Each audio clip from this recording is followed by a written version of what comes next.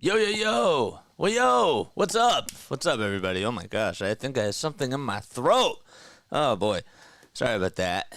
I apologize. Hopefully, you're all doing well and having yourselves a very fantastic day. A little bit later of a start than we anticipated. The Phillies were in a rain delay to start off the game. They didn't think it was going to be too long, but the game was supposed to start at 1:05, and the anticipated start time is still 1:45 p.m. Eastern Time as they're looking to sweep the Texas Rangers. And then they go to Denver, Colorado, and they got a flight to catch, and they will play out in Colorado against the Rockies for the next 3 games and then fly out to San Francisco for Monday, Tuesday, and Wednesday. All right. Hopefully you're all doing well and having yourselves a very fantastic day. My name is Jason Joseph. This, of course, is Play-by-Play with JJ. Freak Nation, what's good, baby? What's up, Freak Nation? I think I just cracked my voice, too. That did not sound good. Hopefully you didn't notice that, but I'm also making a bigger point about that, so maybe you are noticing it now, and now I'm just making a fool out of myself. Let's talk a little bit about last night's game, shall we? All right, so the Phillies were able to they were able to mollywop the Texas Rangers. I was going to say slaughter, and I couldn't figure out the right word. But, yeah. All right, so 11-4 was the final score of last night's game. And, honestly, they just showed up at the plate yesterday. They did everything that they needed to do. JT had a nice home run. He also was able to go 2 for 5. He had 3 RBI and also was able to score 2 runs as well. Harper was really frustrating at the plate, and then in his final at-bat, it was just so nice to see him be able to hit a home run. I called it, I was at the game, and I literally said to myself, I said it in my head, so it doesn't really count, I guess, but I figured that he was going to hit a home run in that at-bat in the bottom of the 8th, and he did. And he was able to do it off of Anderson, and it was really nice to see. I was also going to say, too, that Taijuan Walker didn't have the best start yesterday, but he was good enough. He was good enough. I didn't like that home run that he gave up to Leody Taveras out to dead center field to hit the backstop or hit the backdrop, and I was like, wow. That thing went a long, long ways. It went 437 feet, and I thought that was going to be like one of the longest home runs I ever saw at that ballpark. So, but other than that, he did enough. And I think that just doing enough when it comes to Taijuan Walker and just his spot in the rotation, that's good for me. It really is. I think that he gets a lot of disrespect, or he doesn't get as much credit as he does deserve, because he's not supposed to be an ace type of a pitcher. The Phillies are just spoiled this year because they have 3 aces. And Spencer Turnbull was pitching really well before Taijuan Walker came back from his injury, and people were really upset about that, and that was nothing dissed at Taijuan Walker.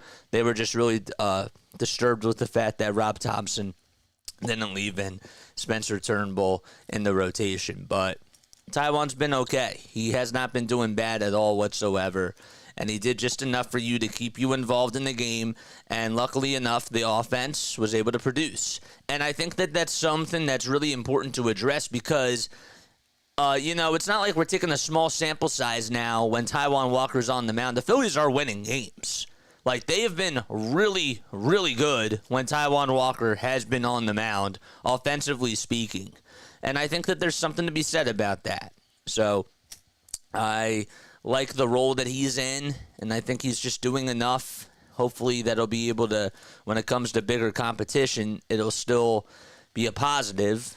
But yes, I think overall he's been pretty good so far.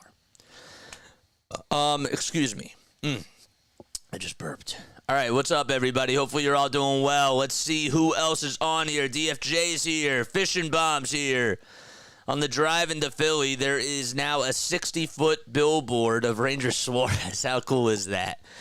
I was going to say something, and I was going to say that I've been listening to these people on WIP, and I'm happy that they're starting to give him now the respect that he does deserve. There are still some people that are on these sports talk radio shows that still say that Zach Wheeler and Aaron Nola are the best pitchers this year, and to me, I just think that that's flat out wrong.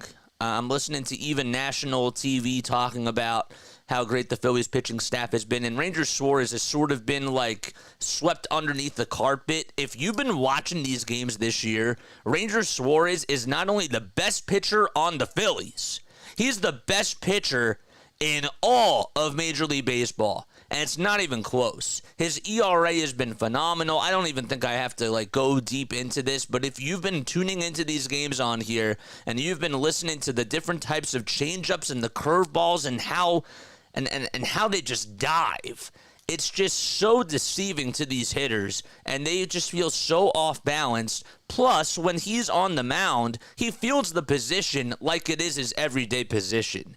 And that makes it even tougher because defensively speaking, he's a monster. So I just have to kind of talk a little bit about that, and I just had to express my opinion because I really believe that Ranger is not getting the credit that he does deserve. And I want to make sure that I give him his flowers. Enough said about that. All right, so we have to get into our starting lineups. So for the Texas Rangers, they will have Marcus Semien lead off. And it'll be Evan Carter batting second, Josh Smith hitting third, Adolis Garcia in the cleanup spot, Travis Jankowski batting fifth, Nathaniel Lowe batting sixth, and then you got Leody Taveras, who's out in center field. He's batting seventh, Ezekiel Duran hitting eighth, and batting ninth is Andrew Neisner. All right, so here's Zach Wheeler, who's on the mound in 10 starts this season. He has a 5-3 record. He's been really solid, too, for the Phils, and that's no disrespect to him. He's gone 60 2/3 of an inning. He has 71 strikeouts in those 60 innings of work, and has a 2.52 earned run average as well. Phillies are in their throwback uniforms. They're in their powder blue uniforms today. There's Ranger Suarez in the Phillies dugout. And Semien will be leading things off as we're just about finally to get ready to get started at Citizens Bank Park in this series finale between the defending champions of 2023, and that's the Texas Rangers as they're taking on the Philadelphia Phillies. So Wheeler gets set just above the letters and winds up, kicks, delivers, and the first pitch of the game is in there for a strike. There's a fastball right down Broadway. Great crowd at the bank today, and with the weather not being so friendly out there, it's a very, very good turnout. There were about 39,000 people out there last night, and for a Wednesday night game, it's pretty good. Another sold-out crowd. Semien batting .268 this season. Rangers are 24-26, and the 0-1. And that's on the upper third of the zone for a strike. 0-2 is the count. Wheeler gets set again above the letters. Kicks, delivers, and the 0-2 on the way. Ground ball hit over to third. Backhanded by Bohm. He fields it cleanly, throws across the diamond. And there's one gone. I don't know if you hear my dog in the background, but that is my dog. If you are new to the channel, make sure you guys hit the thumbs up button and hit the subscribe button as well. Evan Carter is going to come on up to the plate. So the Phillies are 36-14 and are 21-8. Have not lost a series in quite some time. So here's Carter. Did not play in the first game, but played last night. And the first pitch is swung on and missed. Man, that fastball at 96 miles per hour was looking really, really good. Carter just hitting .201 with 5 homers and 15 RBI. And the 0-1 pitch is going to be skied out to left field. And Sosa backpedals and he'll make the grab. He actually turned over his left shoulder and made a really good catch. It could have been blooped in there to left field for a single, and Brandon Marsh tips the cap as he's in the dugout. What a play. That was not easy. He sort of backpedaled onto the outfield grass, and then he turned over his left shoulder and was able to time it perfectly and make the grab above his baseball cap, and there's 2 away. Phillies defense has been really, really solid this year. Speaking of defense, from 1 through 9, we got Wheeler on the mound, JT behind the plate. There's the first pitch to Josh Smith, and it's taken wide for a ball. And in the infield from first to third, it's Harper, Stott, Sosa, and Bohm. One ball, no strikes. And the 1-0 pitch up high for ball 2. In the outfield, it's Whit Merrifield out in left. In center field, you got Christian Pache and Nick Castellanos playing out in right field. 2 balls, no strikes to Josh Smith. And the pitch fouled off. And Wheeler is firing. He's been hitting 96 to 97 on those four-seam fastballs. And Rob said during Phillies on Deck today on WIP that he gets a little bit concerned when Wheeler's fastball is dipping down to 94. And it's just an interesting thing for him to say, because I guess that when you think about it, his velocity goes down, and that's when he sort of gets a little bit concerned about how he's feeling. 2-1 pitch was in there for strike 2. We were not wasting any time. The 2-2 on the way. Swing and a miss. He struck him out. Went with a splitter that was low. Looked really deceiving, and Josh Smith got fooled. And we go to the bottom of the first. A 1-2-3 inning for Zach Wheeler. And the Phillies are coming up to bat. All right. Yes. All right. Hopefully you're all doing well. Hit the thumbs up button and hit that subscribe button, baby. I appreciate you all so much for being on here. It means the world to me, man. Yeah, so I was not on here last night, of course, and I wanted to make sure that we gave Philly halftime all the love and the support. I know that he doesn't do play-by-plays. It's really hard to figure or to find other people on YouTube that do traditional play-by-play calls, but, you know, I wanted to give him a lot of support because he does grind, and with his watch parties, he does a really, really good job. So I wanted to make sure that we gave him all the love and the support because he's a part of Philly Freak Nation too, you know? He grinds. He works his butt off every single day. All right, we go to the bottom of the first. Kyle Schwarber's going to come on up to bat. It'll be Schwarber, Realmuto, Harper, Bohm, Castellanos, Stott, Sosa, Merrifield, and Pache. So, again, it's Kyle Schwarber batting leadoff. He's the DH. Then the catcher for the Phillies is JT Realmuto. Bryce Harper's at first, batting third. Alec Bohm in the cleanup spot over at third base. The right fielder is Nick Castellanos. He's batting fifth. And right behind him is Bryson Stott, who's over at second base. And then it's Edmundo Sosa batting seventh over at shortstop. Eighth is Whit Merrifield, who's out in left field. And batting ninth is Christian Pache, who was out in center field.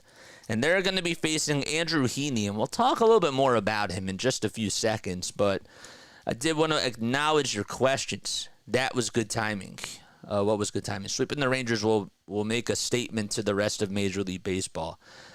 People are still going to have their thoughts about that. Hopefully we get a good game. I agree with that, Crafty Sports. What's going on, Crafty? What's up, Keystone? How you guys doing?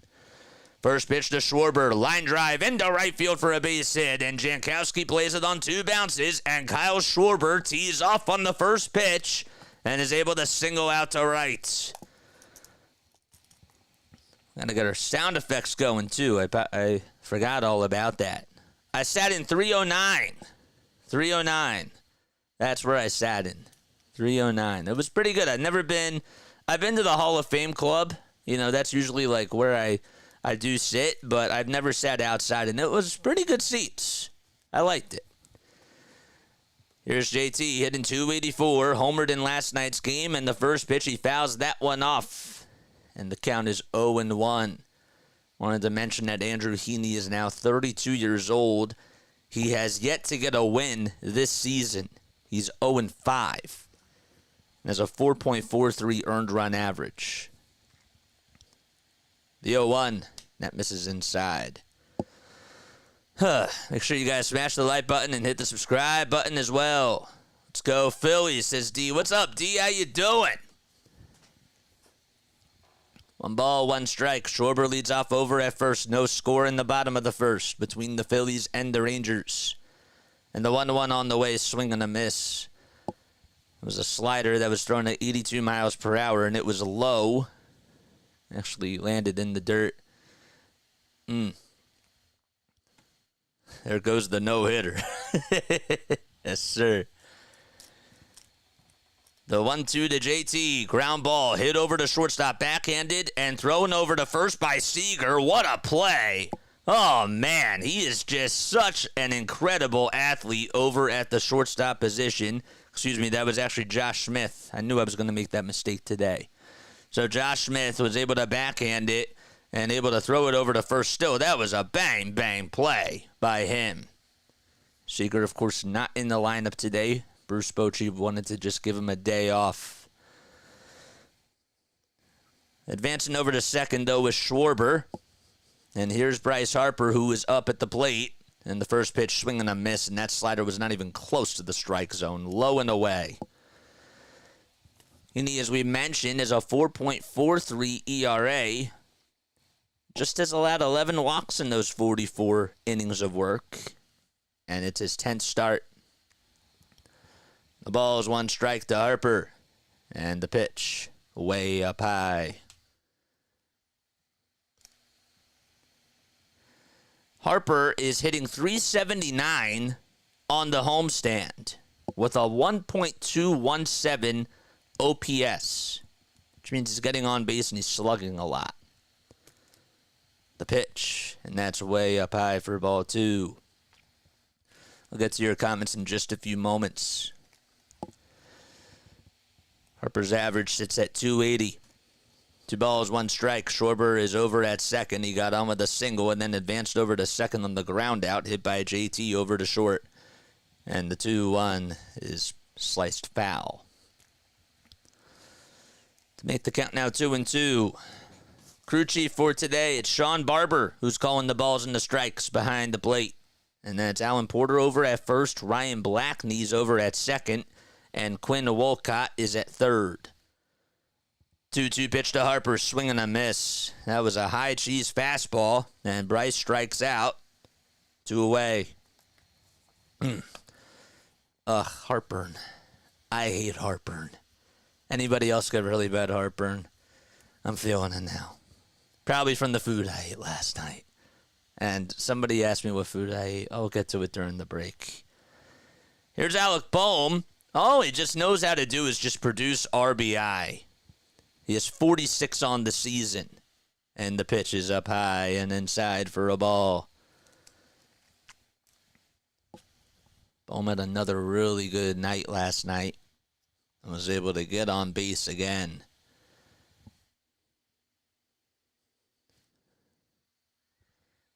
The 1-0 pitch. And that's in there at the knees for a strike.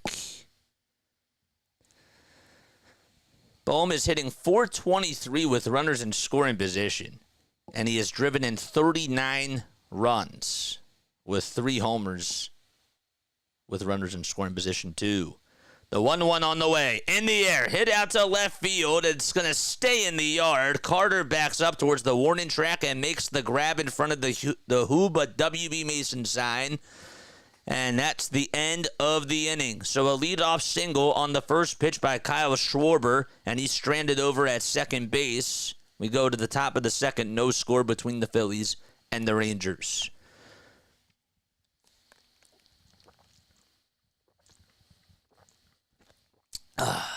Yo, guys, what's good, baby? How you doing, Freak Nation? So happy to see you guys. I missed you all yesterday, even though I had such a blast at the game with my cousins. It was one of my cousins' birthday, and it was really nice. We sat in section 309, so that was cool. That was over towards the first base right field side. And I've never sat in 309 before, and it was a nice day. It worked out really well. It was hot, but you got to get vitamin D somehow, some way, and it was good. So that was really nice, and I enjoyed myself. I got to spend some time with my cousins, and I think that what's really cool, I've noticed that as I'm doing this more and more, I've been really developing more relationships with family members over this, and I think that that's so cool. And my cousin had a really fun time. It's funny, I never really thought she was into the Phillies, and then she tells me how much she loves the Phillies, and we just start bonding over that. And then we got other cousins to come on over, and it was really cool. It was just so nice. It was very relaxing, and it was refreshing, So I needed that. and I was really happy I went. How has Heaney done so far this season? Sorry if you already read off the stats. No, I appreciate you for being cognizant of that, though. So, yeah, he has yet to get a win this season. He's 0-5, and I know that doesn't really tell the full story, but his ERA is over a 4, and he's been really struggling. So, all right, here's Zach Wheeler, who starts off the top of the second on the mound for the Phils, and the pitch is fouled away over towards the Phillies dugout, right in front of Ranger Suarez. Nexium for the heartburn. I like the alkaline water. That's really good. And Prevacid sometimes helps. Excuse me. That felt good. Here's Adolis Garcia, who's up at the plate. He took the next pitch for a ball. Missed the first game. And the 1-1, that is ripped out into the daylight, into left field, and that is long gone. Adolis Garcia with his 12th homer of the season, and he just hit a moonshot out to left field. 406 feet, that's all, but he scorched it. That wasn't a good pitch thrown by Wheeler, but Adolis Garcia, you just know that when he gets a hold of a baseball, it's going to go.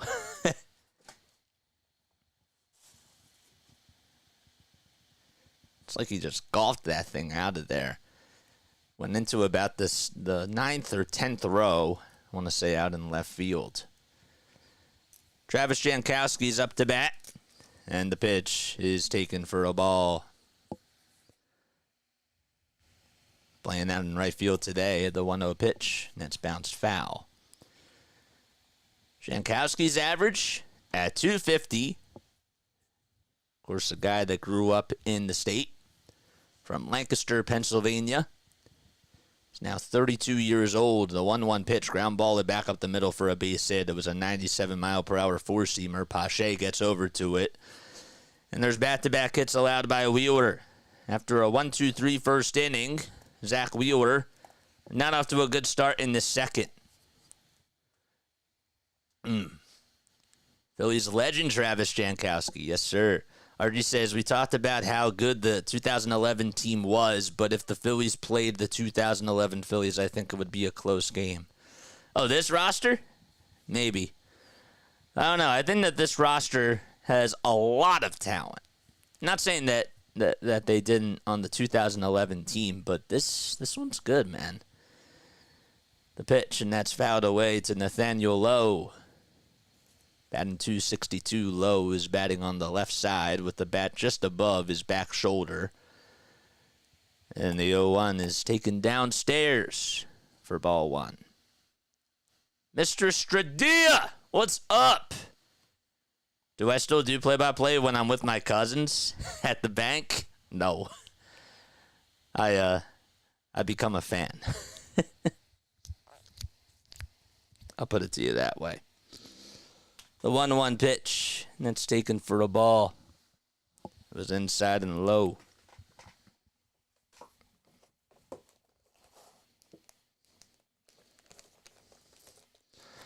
I don't know why more people don't invest in these headsets. I think that they're so cool. 2-1 pitch, bowed away. I really do. I think that it's such a good thing for people that even do podcasts and stuff to invest in one of these, because you turn your head a lot, and if you just use a standard mic, if I had to go grab a tissue like I just did right there, you're not speaking into the mic. The 2-2 delivery, swing and a miss. Good strikeout by Zach Wheeler. He went high and had that one go at 96 miles per hour, right at the shoulder level.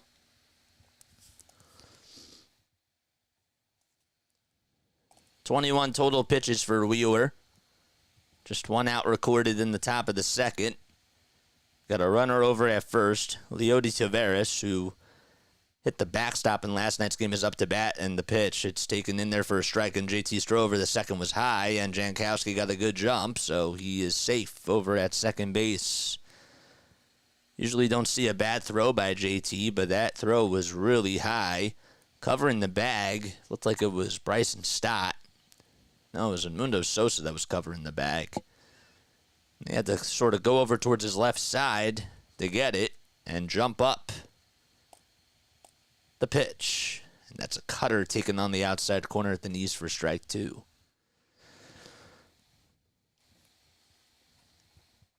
Phillies put up 11 runs in last night's game. The ball's 2 strikes, and the 0-2 is bounced foul over towards the first base side. Well, the Pittsburgh Pirates, we have a couple other games that are going on right now. The Yankees are up 2-0 against the Seattle Mariners. That game's in the top of the 6th. Mariners are up to bat. Pirates lead at 5-1 against the Giants in the bottom of the 5th, and there's 2 runners on for the Pirates with 2 outs. And the Padres lead at 4-2. However, the Reds have the bases loaded in their bottom of the 2nd inning. A lot of action in that one, and there's 2 outs now. The 0-2 on the way. On the inside corner, called strike 3. Back-to-back strikeouts for Zach with a backwards K-Wheeler. And there's 2 away. A picture-perfect pitch by Wheeler. Just was able to get it on the inside edge at 96 miles per hour on the upper third of the strike zone. And here's Ezekiel Duran, who comes up, and he is able to foul the first pitch off. Duran did not play in last night's game, but he was out in left field in the first game. He's a very good utility player. He's now 25 years old. Jankowski over at second in scoring position in the 0-1. And that's taken on the outside corner for a strike 2. Lots of four-seam fastballs thrown by Zach Wheeler. And he sprinkled in a splitter and a cutter along with those pitches. The ball's 2 strikes and the 0-2 on the way, wide.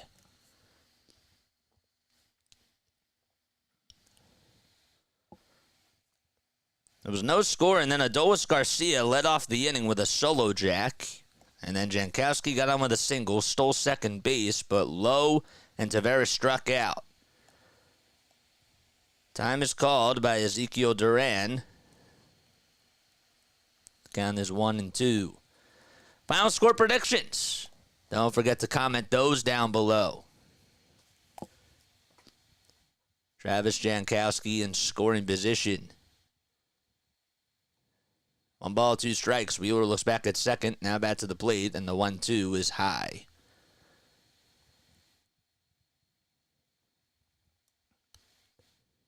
That was only Jankowski's 2nd stolen base of the season. He had 19 last year, which was just his 3rd highest. 2-2 pitch. Fouled away. Jankowski spent 1 season with the Phillies, and that was back in 2021. At 131 at-bats, struck out 29 times, stole 5 bases, and had 10 RBI with 33 hits. The 2-2 pitch by Wheeler. Bouncing ball, hit over to shortstop. Fielded on a bounce by Sosa. He gathers himself, throws across the diamond, and the inning comes to an end. The Texas Rangers get a solo homer by Adolis Garcia and lead it 1-0 as we head to the bottom of the 2nd at Citizens Bank Park. Phillies are coming up to bat. It'll be Castellanos, Stott, and Sosa. Am I talking? Is it me, or am I talking a little bit fast today? Get out the broom, says Larry. Dee says she's got hers. We love it. That was a little bit delayed. Yeah, Skeens is doing pretty good again. The NLDS. I'm playing the Braves, NLDS, again. 3rd year in a row. That's who I want. And it's probably possible. because the Braves would, if the Phillies win the division, as long as the Braves don't get knocked out by whoever the 3 seed is, it's possible. I want the Braves again, too. Have the Braves play against the Reds, or whoever wins the NL Central. And, I don't know. I could see the Reds winning that series, too. I'm not saying I don't see the Braves winning that, but it's possible. Excuse me. All right, final score predictions: 2-1 Phillies, 4-2 Phillies, says Eric Lovely. 5-4 Phillies, 5-2, 5-3. DFJ, baby, I'm heading out. Keep cooking my plate ready. Woo! Oh, thanks so much for the $2 donation. If you guys want to donate to the channel, just hit that super chat button. It's right next to the chat button where you guys send out your comments. So it's the money sign that's right next to that. It's a little icon. Nick Castellanos up to bat, and he takes a slider just below the zone for a ball. All right. Casty's average is at 200. The 1-0 on the way, and he was really late on that four-seamer. Came in at 91 miles per hour. I agree with that. I agree. 1-1 pitch. It was outside, and it's going to be hit out to center field for a base hit. Nice piece of contact by Castellanos, and he comes on with a leadoff single. And that's the second inning in a row where the Phillies have gotten a leadoff single. See for that. That was a curveball that was hanging. It was outside, though, and give Casty credit for putting the barrel on the ball, hitting it out to center field. It's Bryson Stott who comes on up to bat. The pitch upstairs. And he has a 4.43 earned run average. Last time he pitched, he went 3 2/3 of an inning and surrendered 2 earned runs. He's allowed a homer in 2 straight games. And the 1-0 is in there for a strike.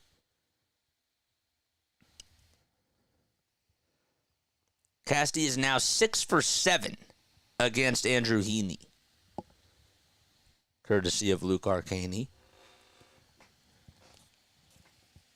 1 ball, 1 strike, and the pitch to Stott. Fly ball hit out to left field, and backing up is Carter, and I'll make the grab right in front of the warning track.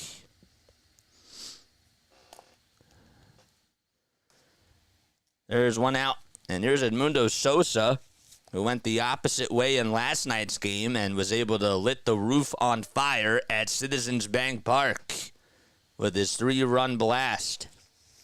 That was really cool. The ball was carrying last night. 1-0 Rangers lead. We're in the bottom of the second. Sosa hitting .293. And the pitch is inside and high for ball 1.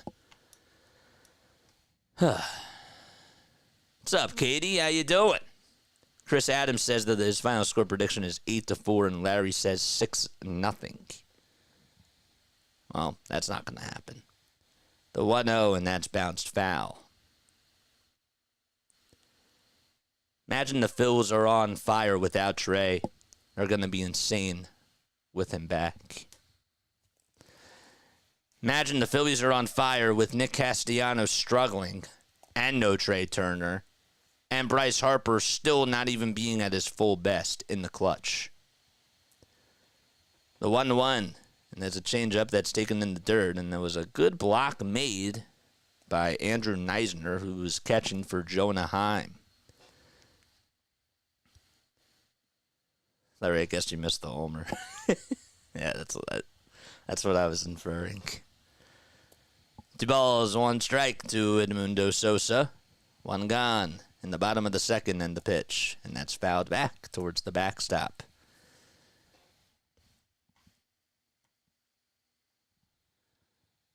Andrew Heaney has 4 different types of pitches. Throws his four-seamer at 56% of the time. Batters are actually hitting 159 against the four-seamer. But it's the other pitches that he just has not been able to locate properly this year. 2-2 on the way, and that's fouled off.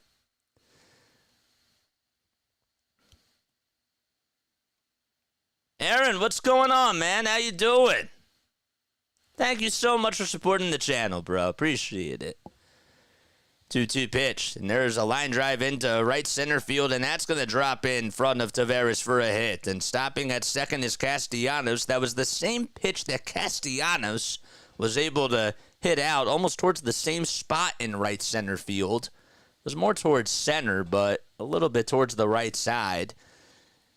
It was a hanging breaking ball that was outside, and Sosa got the barrel on the bat on it and was able to come through. He's been hot for the Phils.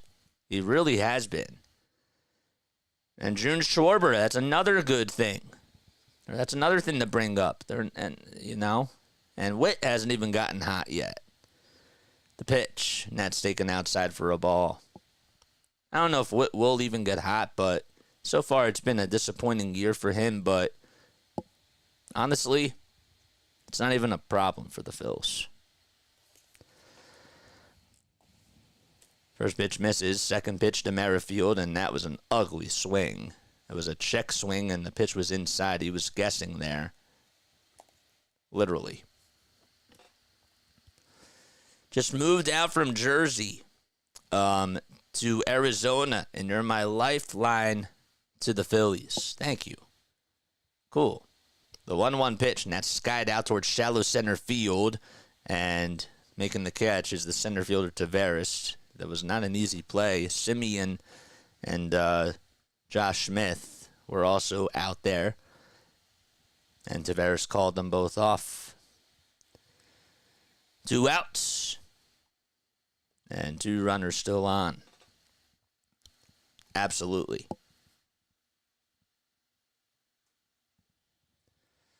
Try to keep it fun on here, you know? That's exactly what we try to do. Here's Christian Pache, and he swings at a pitch that spelled nothing but trouble. It was a slider that was low and inside. His average is now at 194. It's been a little bit cold lately when he's had his number called. And the pitch is taken low and inside for ball 1.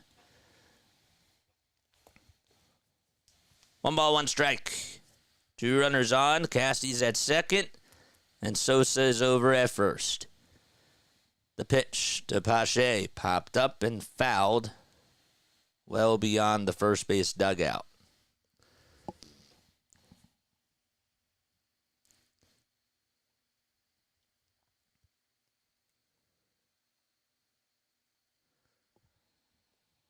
One ball, 2 strikes to Christian Pache, the 25-year-old from the Dominican Republic. And the 1-2 pitch, line drive into left field for a base hit. Castellanos is going to stop over at third base. Carter would have been able to gun him out at the plate. And that's going to make the bases loaded for the Phillies. So Pache able to come through. And Kyle Schwarber's coming up with the bases juiced.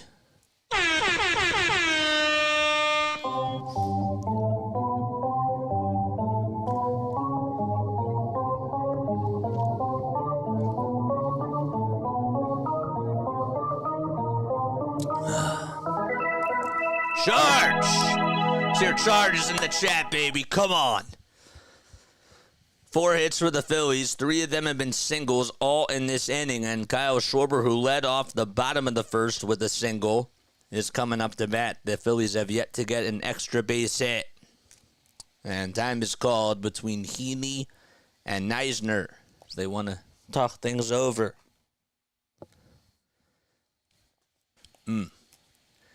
2 outs, bases loaded, and the Phillies, with 1 swing of the bat, could take the lead. And that's what they're looking to do here. Rangers are 12-13 on the road this season. And the Phillies are 21-8 at home. They're in their powder blue uniforms. Schwarber with the bases loaded this season is just 1 for 5 with 4 RBI, 3 strikeouts, and a walk. Castellanos at third, Sosa at second, Pache at first. Infield playing Schwarber to pull over towards the right side. Heaney gets set at the letters, looks over at first base. And the pitch to Schwarber. Takes it all the way on the outside corner for a strike. Oh, man, we got another $5 donation from Mark. Thank you so much, Mark. Appreciate it. No balls, 1 strike. And the pitch to Schwarber, wide for a ball. Mark says, I appreciate your play-by-play so much, JJ. Well, I appreciate you for being on here. Means a lot. 1 ball, 1 strike. Schwarber batting .310 against left-handed pitching and just .157 against right-handed pitching. And the pitch. And that's wide for ball 2. He has more homers, though, against righties in 108 at-bats with 6 homers. And he has 3 homers in 71 at-bats versus left-handed pitchers. The 2-1 pitch, and that's taken at the knees for a strike. On the outside corner, too. Big pitch coming up here. JT waits in the on-deck circle. 2 balls and 2 strikes to Kyle Schwarber with 2 outs in the bottom of the second. Phillies down 1-0 against the Rangers. Heaney gets set at the letters, winds up and fires the pitch, and it misses wide for ball 3. And that's going to make the count full. That was a 94-mile-per-hour four-seamer. And the pitch of the game coming up. Big payoff pitch. And here it comes. The pitch. Ground ball. Diving stop by the second baseman. And the throw over to first is in time. Marcus Semien was in the perfect spot. And that's going to end the inning. Phillies leave the bases loaded and can't come up with anything. And we go to the top of the third, 1-0 Texas. Wow. I would have taken a walk too, but that was tough. I wanted Kyle to come through there. All right, I'm going to take a very, very quick step off. I will be right back in just a few moments. I wanted to read James, what's up, man? You know what I like about you, JJ? You're regular enough to connect with, but professional enough to make it feel like an official broadcast. And see, first of all, I appreciate that because I appreciate honesty, and I'm always looking for feedback, even if it's constructive criticism. I'm always looking for that. And second of all, see, as I keep going about this, I've noticed that at the end of the day, it's just a conversation. Like, I got into sportscasting because what I was always taught is that it's all about storytelling, right? That's like what the whole element is all about. I come from a theater background. I was going to take a break, and now I'm not. I come from a theater background, okay? And even during our shows, we would interact with the audience. And I always thought, like, why not have that from a broadcasting level? And I think that now with the technology and with where everything has gone, it makes it more personal. And if you get somebody that's on here that can make relationships and make really good bonds with people, that takes it to another level. But also, you have to do the nuts and the bolts of things. You can't just always rely on the connections because then that becomes more of a watch party type of a thing. But if you can manage both, it's pretty good. And it adds a whole new dimension. So, thank you. Storytelling is what makes wrestling so great. and wrestling is just super athletic theater, so it makes complete sense what you're saying. And Siri was just activated. Is Siri going to activate again because I said her name? No. Okay. I saw Siri pop up, and I was like, nope, I was not talking to you, Siri. I was talking to my fans. AI has to always come into the way of things. All right, so here is Neisner, Andrew Neisner, who's catching behind the plate. The first pitch was taken for a strike, and the second pitch was low, but Neisner went around. No balls, 2 strikes. Wheeler winds up, kicks, deals, and the pitch, check swing. It was a breaking ball that was outside, but Alan Porter said he did not go. Dominic Brown, is he in the booth? Former Phillies player Dominic Brown. How about that? People were getting selfies with him today. Yep, there he is. He's with T-Mac and Ruben Amaro. The 1-2 on the way, and it's skied over towards the first base side in foul ground. Harper gives it a look. Castellanos there too, and Casty runs out of room. Just went behind the net. So it's 1 ball, 2 strikes. 9, 1, and 2 are due up in the order for the Texas Rangers. Brown, of course, played for the Phillies from 2010 to 2015.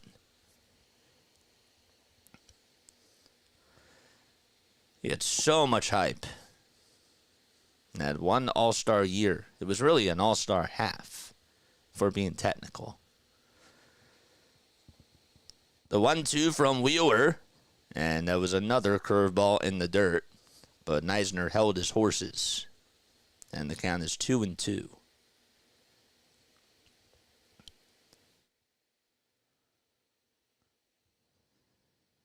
Dom is now 36 years old. It's wild. 2 balls, 2 strikes, and the 2-2 delivery. Swing and a miss. That's the second time today that Zach Wheeler has been able to strike out a batter on a splitter. And he comes through again. First one that he struck out on the splitter was Josh Smith, and that ended the first inning. Brown was able to make his major league debut with the Phillies back in 2009, or 2010, I should say. The pitch, ground ball, hit over towards the right side. Wheeler has to go cover the bag, and the throw made by Stott is in time. Good job by Wheeler to go cover the bag. He had to hustle, and Bryce Harper wasn't going to be able to get it. Harper was playing way off the bag, and Stott was playing Semien to push it over towards that right side. And Bobby Dickerson and his defensive alignment worked. But a good hustle, too, by Zach. That'll bring up Evan Carter, who popped out in his first at-bat. Batting in the 2 spot. The pitch. There's a bouncer that's fouled over towards the first base side. James, I agree completely. You guys are the best. Do I live stream most of the games? Oh, yeah, of course. No, I actually... I wait like 5 hours after the game is over, and then I look at the script, and I call it from there. I just had to mess with you, Aaron. Yeah, I try to call as many games as I can live. The 1-1 on the way. That's inside again for ball 2.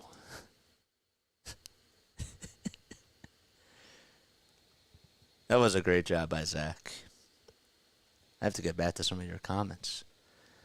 2-1 pitch, swing and a miss.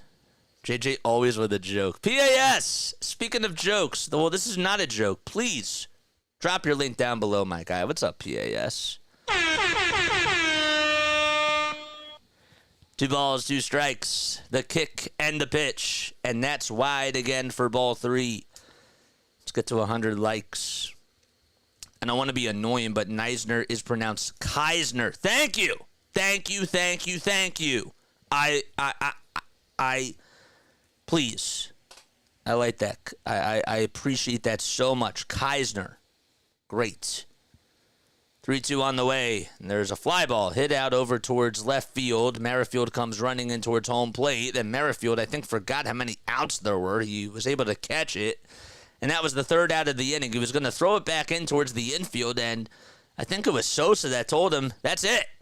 That's the end of the inning. So a 1-2-3 inning for Zach Wheeler. And we go to the bottom of the third. Phillies are coming up to bat. They trail 1-0. JJ, it says something when people are watching the game muted and listening to you instead of the game like me. Yeah, it's cool. Troy, thanks so much for subscribing to the channel. Appreciate that. This season could become one of those stories we're telling for a long time. In regards to the baseball season, I agree.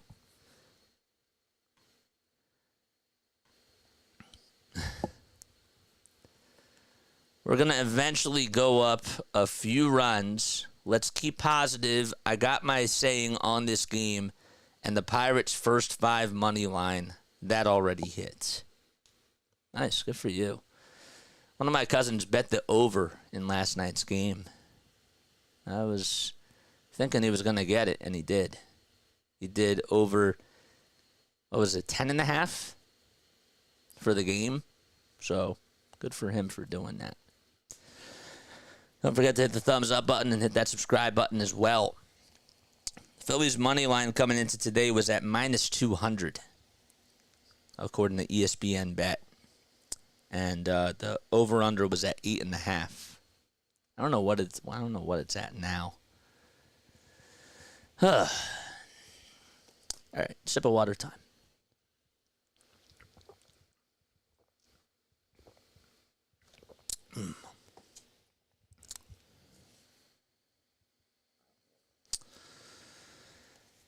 Phillies will have JT, Harper, and Bohm due up to bat in this inning. That's 2, 3, and 4.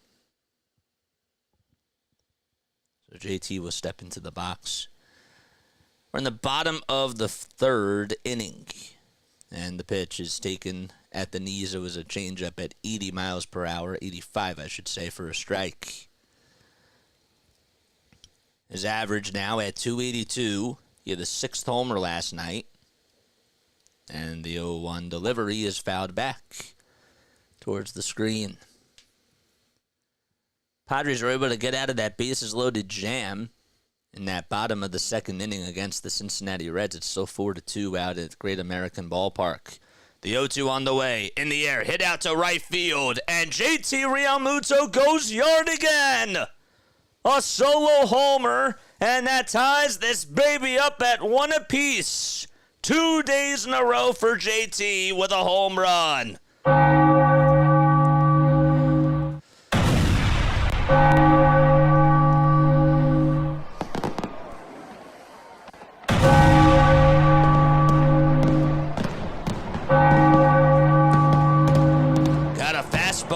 Outside corner, kept his head down, got the barrel on the bat, and sliced it out to right field into the night. And here comes Bryce Harper to bat. We're all knotted up at 1 apiece, and that's the 3rd game in a row where Heaney has allowed a home run. The pitch, and that's taken low and outside to Bryce Harper, who is not wearing any batting gloves. The 1-0 to Harper, and that's fouled off.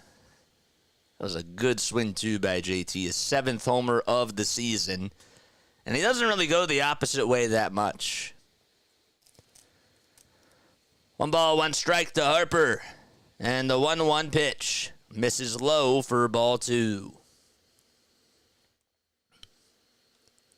What's up, Sam? Haven't seen you on here in a while, my guy. What's good, bro?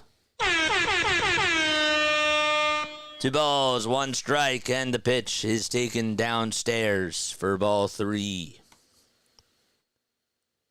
Oh, I said it was Don Brown. Yeah. I'm probably just a little bit behind. 3 balls, 1 strike, and the pitch inside for ball 4, and Harper gets on with a walk.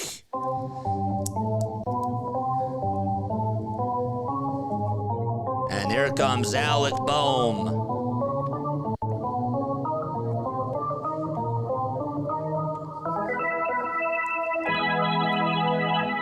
I'll try to remember to fix that after the game is done. It doesn't pop up on the Ninja Chat because it hides, but yeah. All right. The 1-0 pitch, or the first pitch, is taken way up high for a ball. Maybe I can try to fix it during the break. I keep forgetting about that. There's so much I have to do. And I can't remember everything. The pitch, that's taken in there for a strike at the knees, but that is a problem, and then I should fix that. Heaney with 48 pitches. We're in the bottom of the third, all knotted up at 1. And the pitch to Bohm, and that's skied over towards the first base side in foul ground, and it's going to find the seats. Fan just dropped it, and his friend caught it. Wearing a polo blue shirt. And that's a cool souvenir to have. Phillies will head out to the West Coast after this game is done, and they will be in Denver, Colorado for 3 games, and then they'll head to San Francisco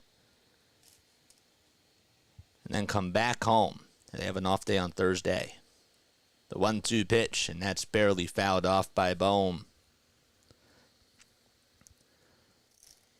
By the way, the home run that JT hit also extended his hitting streak to 13 games in a row. Bet you didn't know that. 1-2 pitch to Bohm, and that misses inside for ball 2.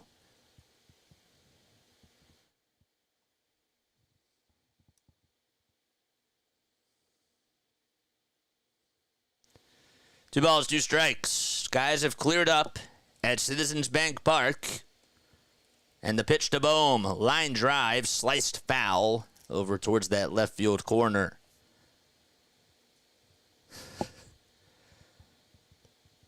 Phillies are 6 games above the Atlanta Braves in the NL East. They're 36-14, the Phillies, and the Braves are 28-18. The 2-2 to Bohm. Fly ball hit out to deep left field, and it's going back towards the track, and it's going to stay in the yard. Making the catch out in left field just at the track is Carter. And Bohm just barely missed a home run. He thought he had it all.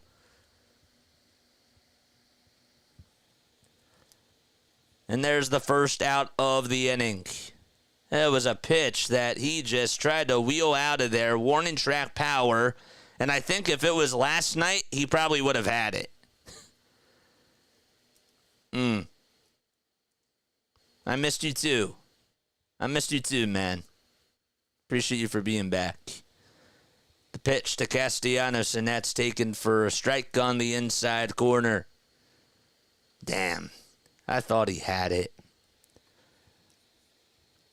Casti did single in the second. Phillies left the bases loaded. They had 3 singles in that inning. And the 0-1 on the way, and that's taken on the inside corner just above the knees for strike 2.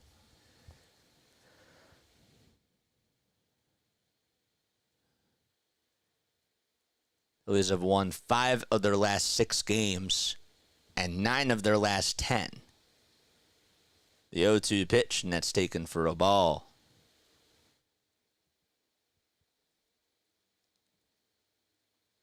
One ball, 2 strikes.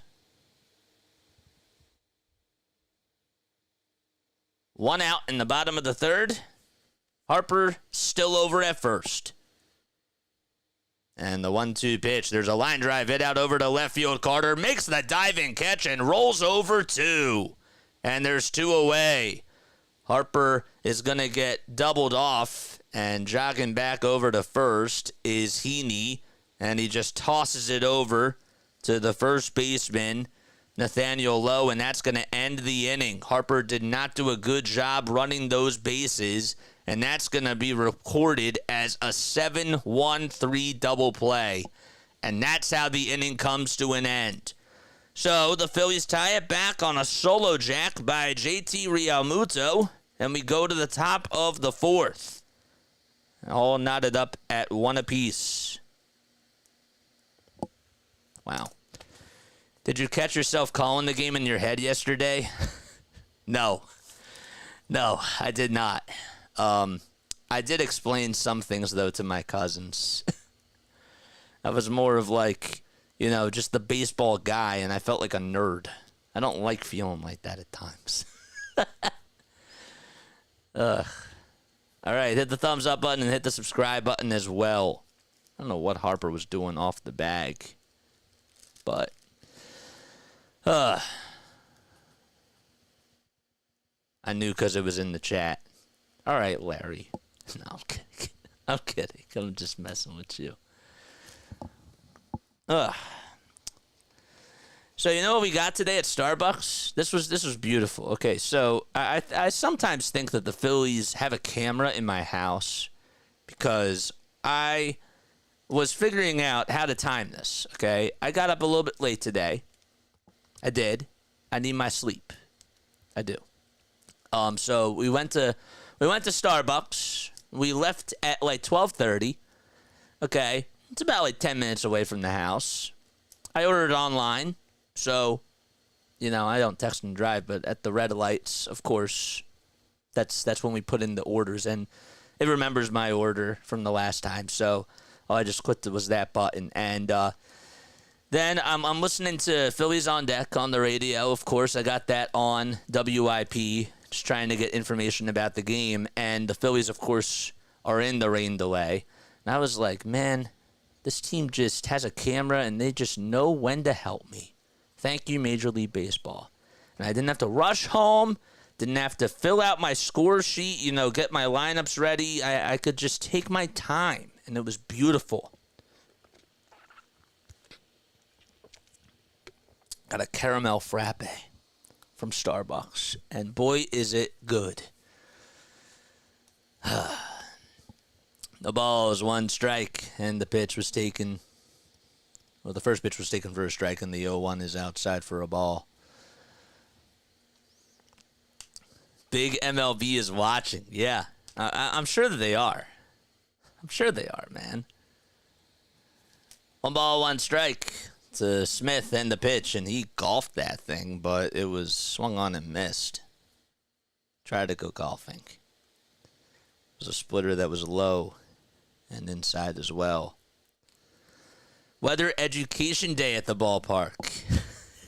Love that. What's up, Joe? You go by Joe or Joseph?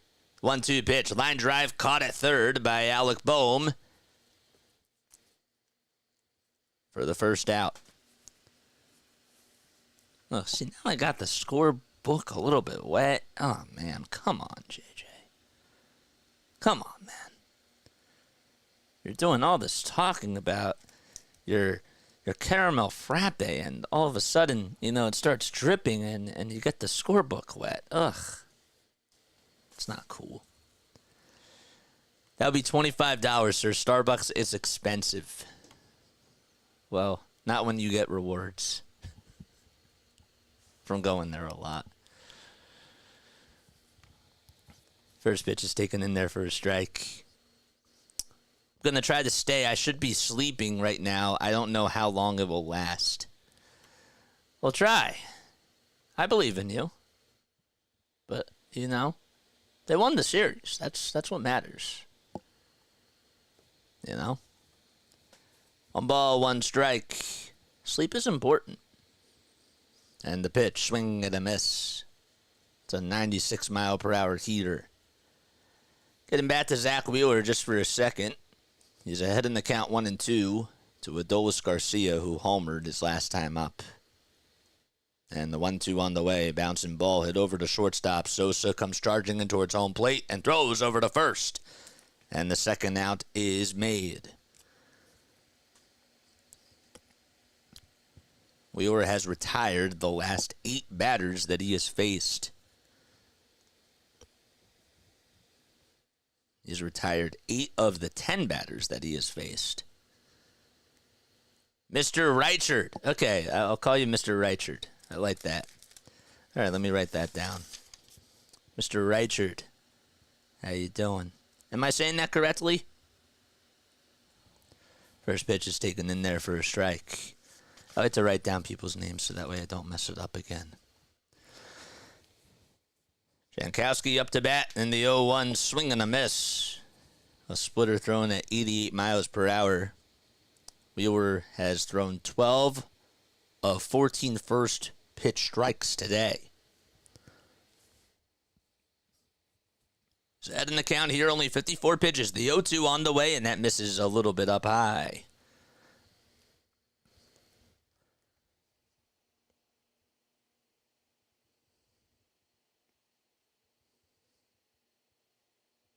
One ball, two strikes. And the pitch to Jankowski.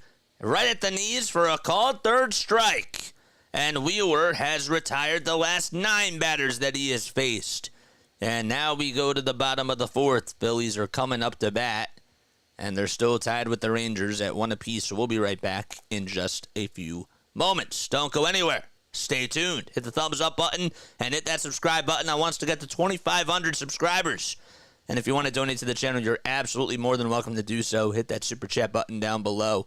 And also, let's get to 100 likes. Be right back.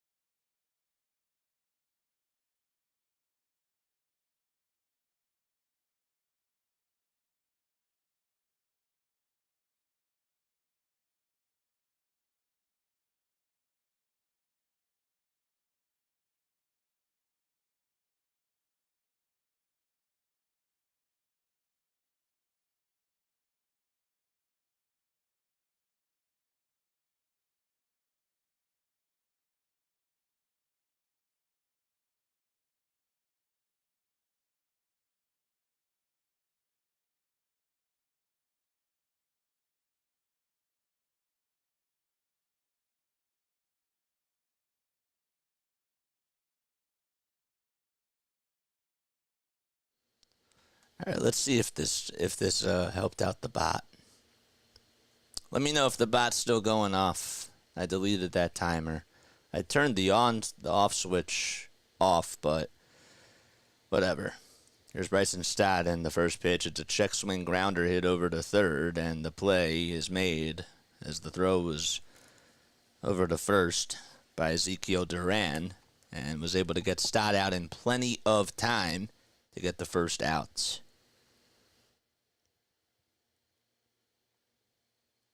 Here comes Edmundo Sosa to the plate. One gone. Andrew Heaney's still on the bump for the Texas Rangers for his 4th inning of work. We had 130 people on here watching. Hit the thumbs up button and hit that subscribe button as well. The pitch to Sosa is taken wide for a ball.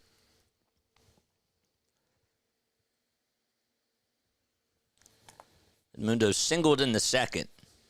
And that's... Sorry, the screen froze for a second. The 1-1 pitch was swung on and missed. The 1-0 pitch was swung on and missed. Oh, my gosh. The 1-1 is outside for ball 2. Sorry, the TV froze for a couple of seconds. Heaney gets set, lines up, fires. Throws a slider that swung on and missed for strike 2. Phillies today so far have 5 hits. The only extra base hit was a home run by JT Realmuto. The pitch fouled away. Edmundo Sosa, the 28-year-old who's 6 feet tall, weighs 210 pounds at the plate.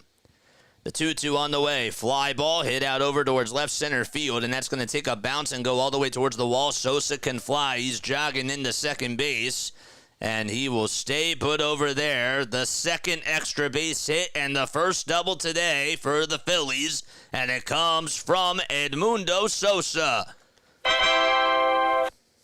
A one-out double, and man, his power seems to be coming back now. It's like they don't even miss Trey Turner. And Trey was doing a really good job. But between him and Cody Clemens, they are just picking up the slack. Here comes Whit Merrifield to the plate. Be nice to see him try to come through here. And he looks over at second base. Sosa pretty far off the bag. And the pitch, swing and a miss. The Giants have just come back. They were down 6-2, and it's now 6-5. The tying run for them is over at second, and that game's in the top of the eighth against the Pirates. The 0-1 pitch, swing and a miss, and that's going to make the count 0-2. I love Starbucks. Close enough. My students are laughing. We're in study hall right now. What's up, Mr. Reichert students? Close enough. I want to say it correctly. The ball's 2 strikes to Merrifield, and the pitch is going to be sliced foul. This is awesome. Witt's 0 for 1. He popped out to second, into second. Sosa leads off over at second. We're in the bottom of the fourth. Lots of tongue twisters there. And the third pitch of the at-bat is taken for a ball. Welcome on in, Aaron. Yes, sir. I wish I had a teacher like you. Me too. That's pretty sick, man. The 1-2 pitch, bouncing ball, hit over to shortstop, and the throw over to first is high and not in time. Low came off the bag, going over to third base is Sosa. It was a high throw made by Josh Smith over at shortstop. He tried to sidearm throw it over to first, and Low had to leap up to try to make the grab and did not keep his foot on the line. It would have been tough anyways. I think that Whit Merrifield would have beaten it out. So I'm going to guess, as of now, they rule it as an infield single.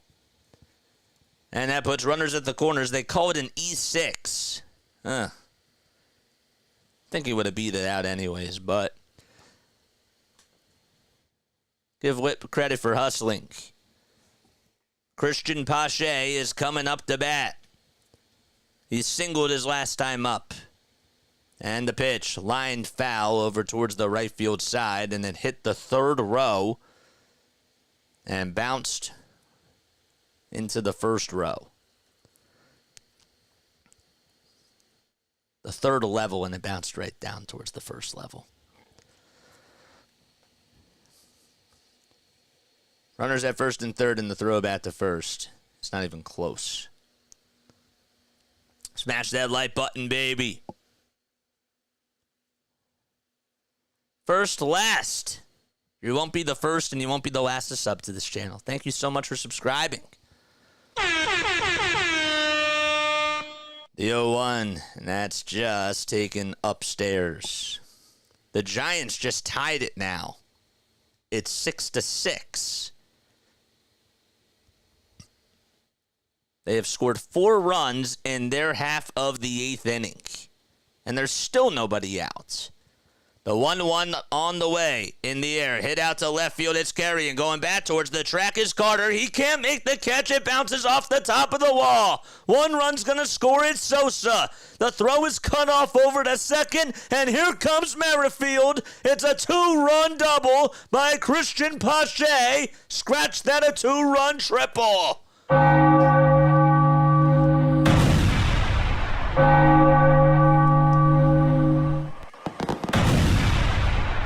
And it's now 4-1, 3-1 Philadelphia.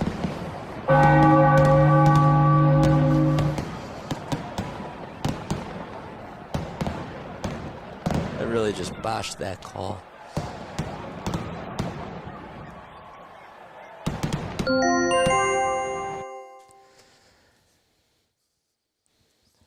Pache over at third. And what a big hit that was. Time called on the mound. Maddox is going to go out there to have a conversation with Heaney. And the Phillies take the lead 3-1 on the 2-run triple by Christian Pache. That was big. He's 2 for 2 today. And technically is on cycle watch with a triple and a single. And Kyle Schwarber's going to come on up to bat. He's 1 for 2 today. He singled in the first and grounded out to second in the second. His third crack at it today. And the pitch to Schwarber. Line drive into center field for a base hit. Here comes Pache. He'll score. And another RBI. This time it's by Kyle Schwarber. 4-1 Phillies.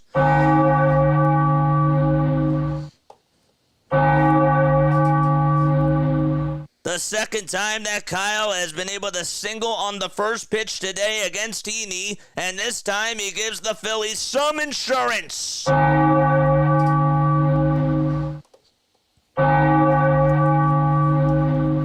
Keep the runs coming as Kyle shimmies over back towards the dugout. And the pitch to JT is downstairs for a ball. Good thing I stopped by again. Yes, sir. Keep ringing that bell. JT had a homer back in the third, out to right field. 74 pitches for Heaney and no action yet in the Rangers' pen. The pitch. That's fouled off.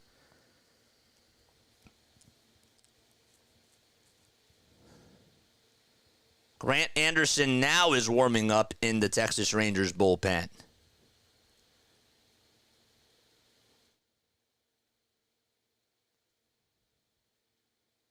One ball, one strike.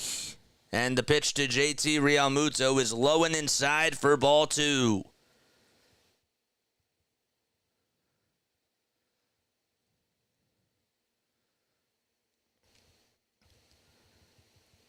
The last time Pache tripled was on September 4th of 2023. And it was an RBI triple. The 2-1, and that's fouled away.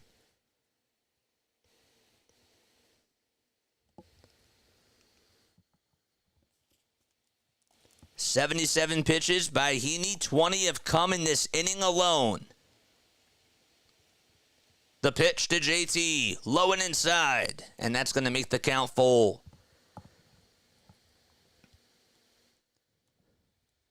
And Bryce Harper waits in the on-deck circle. He struck out 3 times last night, hit a home run in the bottom of the 8th inning, and today he's just 0 for 1. He did walk, though.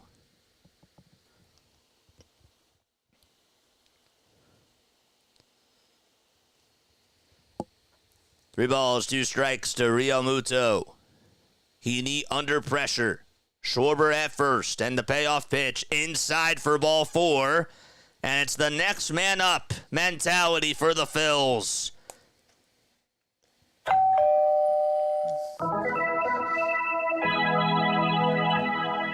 And Bryce Harper is coming up to bat. During the 13-game hitting streak by Realmuto, he's produced 6 extra base hits, 6 RBI, and is hitting .382. So for those people that are saying that he's not hot, he is red hot now. Harper is up. 4-1 Phillies. And the first pitch to Bryce, and that's taken low and outside for a ball. If there's anything that you've learned right now, it's just to continue to make Andrew Heaney work. Still 1 out in the bottom of the 4th. 1 ball, no strikes. Heaney under pressure and throws the next pitch up high, and he can't find the strike zone. The pressure's coming to him. 2-0. Harper looks like he's locked in. 2 balls, no strikes. Schwarber at second and Realmuto at first. And the pitch to Harper. Ground ball into right field for a base hit, and Kyle Schwarber's going to stop over at third. It was an inside pitch, and Bryce Harper, to his credit, stayed with it. I was surprised that he went there, but he's able to come through, and that's going to leave the bases loaded for the Phils. And Heaney was like, darn it, because it just got past the diving stop of Nathaniel Lowe over at first. And this guy that's coming up, all he knows how to do is produce runs. And he's been the best hitter on this Phillies team. And Bochy is going to go out there and is just going to pull the plug against Heaney. 1 out. 1 out, Larry. And we have a pitching change. Oh.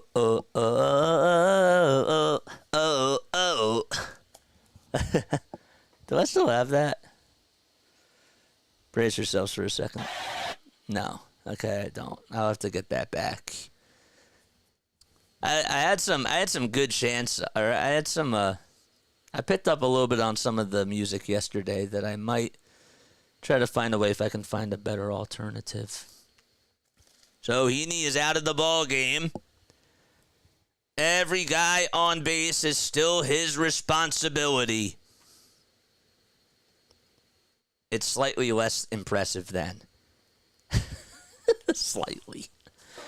Don't forget to like, don't forget to subscribe, and hit the bell icon. That way you'll know when I go live. Yankees now have a 5-0 lead against the Mariners in the top of the 8th, but the Mariners are threatening to score. They have runners at first and second with 1 out.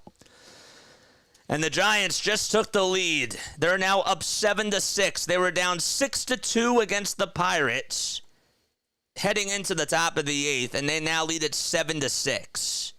So they're coming back in their ball game. Aroldis Chapman just gave up the run. Wisely got the RBI single. And the Padres and the Reds are in the bottom of the 6th, and it's 4-2 in Cincinnati. I had a fun time yesterday, guys. It was great. I had so much fun. Thank you all so much for asking. I went with my cousins. I celebrated one of my cousins had a birthday, and it was really cool. Got to catch up. Got to just chill out, put the feet up. We sat in section 309, and it was awesome. Here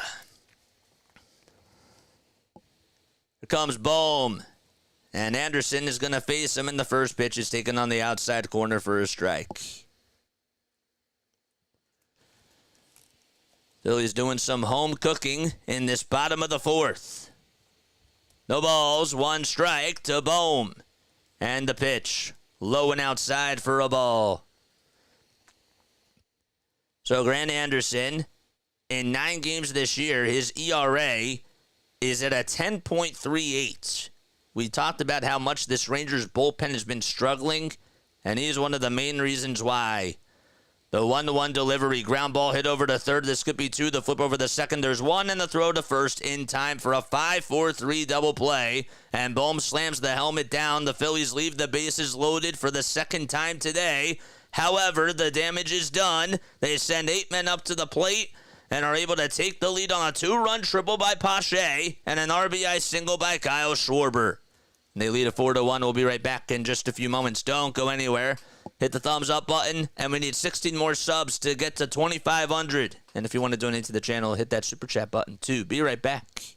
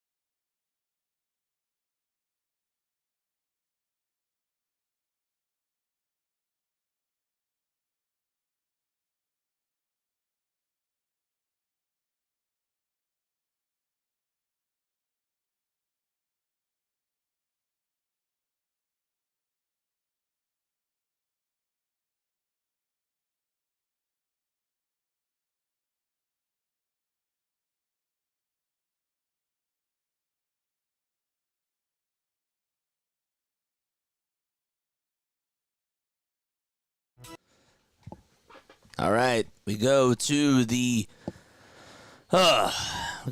top of the 5th inning. Was hoping for a bohm bomb. He gets a pass there, man.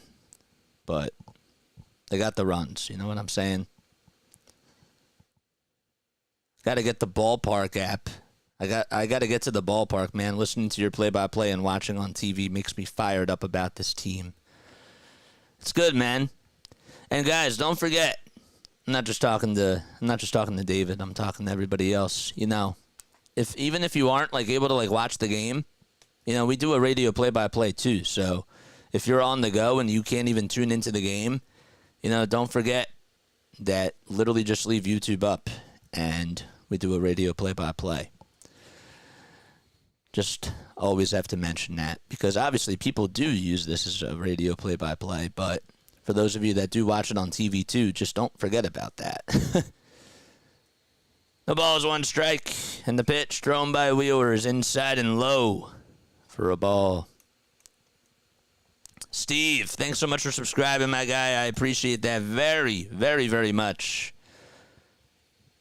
The 1-1 pitch is a splitter that misses outside.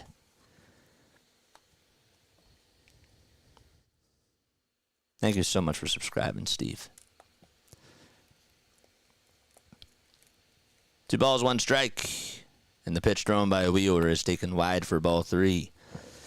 So as I mentioned before, the Giants were down 6-2 against the Pirates heading into the top of the 8th, and they have come back and taken the lead 7-6. Pirates are coming up to bat in their bottom of the 8th inning. 3-1 pitch, and that misses outside for ball 4. And a leadoff walk to start off the inning.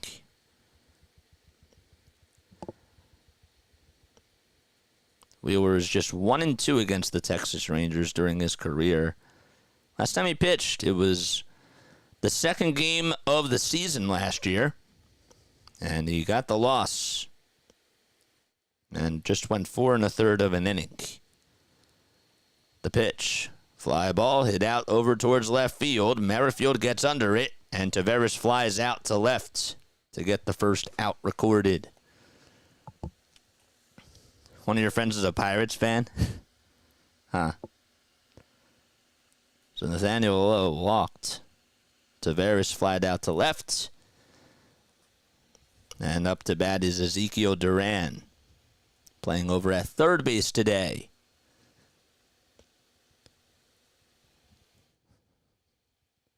Wheeler kicks, fires, and the pitch is swung on and missed. It was a high and inside strike at 95. Wheeler, lifetime against the Rangers, is 1-2 with a 2.43 earned run average and 31 strikeouts in 29 innings coming into today. The pitch that misses low for a ball. The only time that he got the win was in his first outing against Texas, and that was when he was on the Mets back in July of 2014. The 1-1 pitch. Fly ball hit out over towards right center field. Pache's on the run over towards the warning track, and he'll make the catch in front of the former out-of-town scoreboard sign.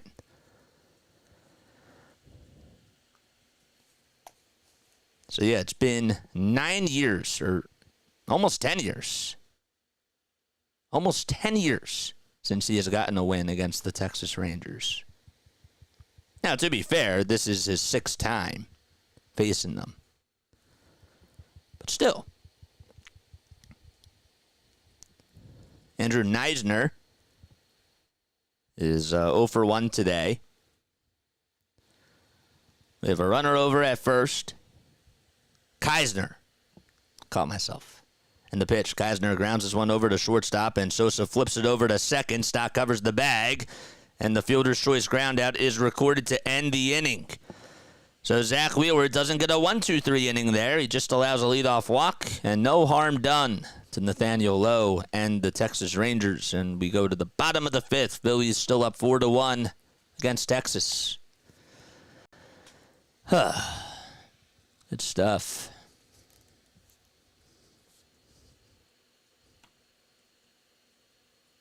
there's no unhappy Phillies fans right now. Well, there are. Just go on Twitter. You'll see a lot of them. I've dealt with some. I've definitely dealt with some.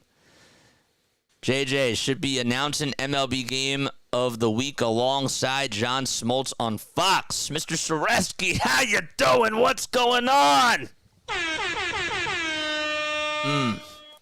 You're the best, Mr. Sereski. Appreciate you for always tuning in, for always coming by and listening to our play-by-plays, even while you're at work. It's really awesome. It really is. It's good stuff. And I appreciate all the love and the support from all of you. Really. If you guys want to hit the thumbs up button for me, that would really mean a lot. Get the algorithm to help us allow more people to find our channel. And just hit that subscribe button, man. We need 13 more subs to get to 2,500. I want to break that record today. I want us to get to 2,500. I want us to have 2,500 Philly freaks on here. I really do. And I mean that in a good way. Look at Aiden Miller, man. In 25 games in the minors, he's batting .323. He has 4 homers, 18 RBI, 11 doubles, and 19 runs scored. He has really been on a tear. And has been working his way up the rankings in the Phillies minor league system for sure. I'll talk a little bit more about that in just a few moments, but I'll say this, and I want to get your thoughts on this. If the Phillies go after a stud player like a David Bednar or an Emmanuel Clase or a very good relief pitcher like Devin Williams, are you giving up Aiden Miller and other people in the farm? Because I am. And I like how Aiden Miller's been doing. The pitch, and that's taken wide for a ball. Only bad thing is that Abel is struggling in AAA. Well, he had a good outing his last time. I think he has like 23 strikeouts in his last 3 outings. The 1-0 to Castellanos popped up, hit out over towards left field, pretty shallow, and Carter with his sunglasses on comes jogging in towards the plate, and they'll make the easy grab to record the first out of the inning.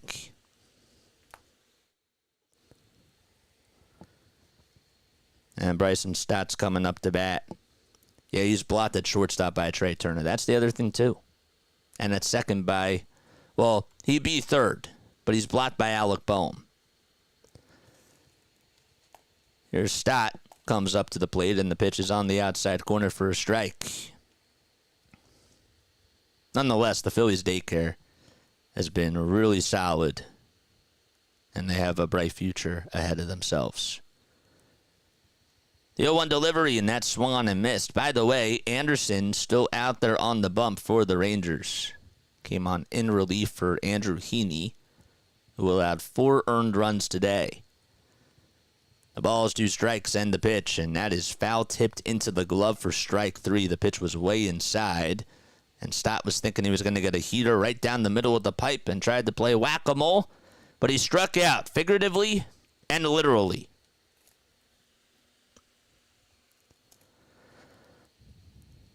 Whew.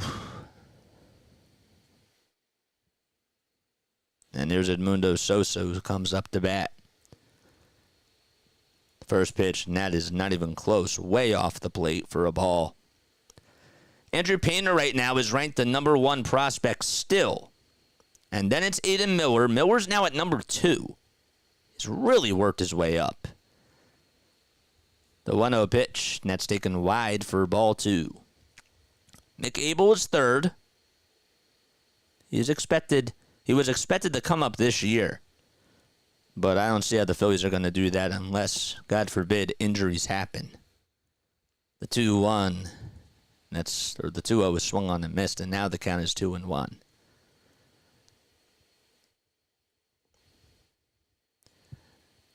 Aiden Miller is expected to come up in 2027 with the way that he's going.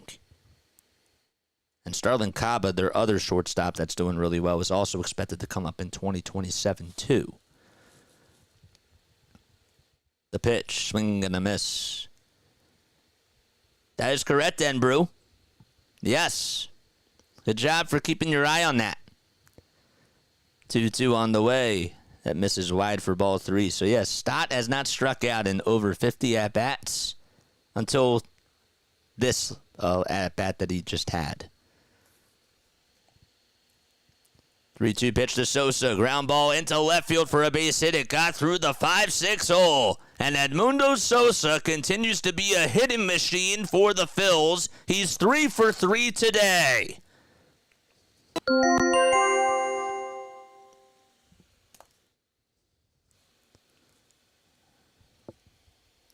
A 2-out single by Edmundo Sosa. And Whit Merrifield, it's his turn to come on up to bat. Would be really nice to try to see him get on for the Phils. Phillies are in their powder blue uniforms. And the pitch is taken low and outside for a ball. The Rangers are in their blue and gray uniforms. They have the gray tops and the gray bottoms, but the blue letters and numbers on both the front and the back. The 1-0 pitch, bouncing ball, hit over to shortstop, and the throw over to first to try to get Merrifield is just in time. What a play that was made over at shortstop by Josh Smith, and the inning comes to an end.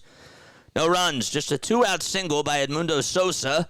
He's left over at first, and we go to the top of the 6th, 4-1 Phillies lead.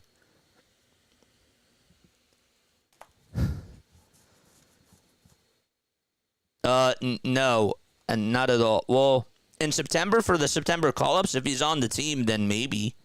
But I don't see how he's going to get called up because he's, again, look at this lineup. Okay, is he going to get time over Brandon Marsh and Johan Rojas, Nick Castellanos, and Christian Pache? Or Whit Merrifield? No. That's like 5 outfielders right there. But, yeah, they have like all the time in the world right now to just let these prospects develop. And guess what? If they can somehow, some way, get a really good closer, that's the only thing I want. The only thing I want to boost this team up, and this is right now we're speaking, okay? Obviously, injuries happen, and we don't prey upon injuries when it comes to this team, of course. But with the way that they are structured right now, you leave this core intact. If you're going to be a buyer, you go get yourself another arm, maybe another 2 arms, if I'm being nitpicky, but go get that closer. Ryan Helsley wouldn't be bad either. But you know what we did to him a couple of years ago? That's what started that St. Louis Cardinals meltdown. But I want Mason. If you got to give up Eden Miller, Mick Abel, Griff McGarry, if you got to give up all 3 of those guys to go get him, I'm doing it. First pitch by Zach Wheeler is taken wide for a ball. Sorry about that. My stomach was gurgling. The 1-0 pitch, and that's taken wide for ball 2. If there's anybody else you want on this team, comment down below. Marcus Semien is hitless today in 2 at-bats. And the pitch is taken low and outside for a ball. What's going to happen when Trey Turner comes back with Cody Clemens and Edmundo Sosa? 3-0 pitch, and that's taken in there for a strike. I think Cody Clemens will be a good trading piece. I like having a lefty on the bench, but if you got to get rid of Derek Hall and if you have to get rid of Sosa, this team has flexibility, man. 3-1 pitch, and that is hit out towards center field. Pache maneuvers over towards his left, or his right, I should say, and he'll catch it for the first out of the inning. Set over towards that left center field alleyway. Trade Witt for a low prospect. That's being so nitpicky, though. That's like we're so good now, but like let's build for the future to try to be great. The pitch, and that's popped up and hit out over towards shallow left field. Merrifield will get under it and call off Edmundo Sosa, and he makes the grab to record the second out of the inning.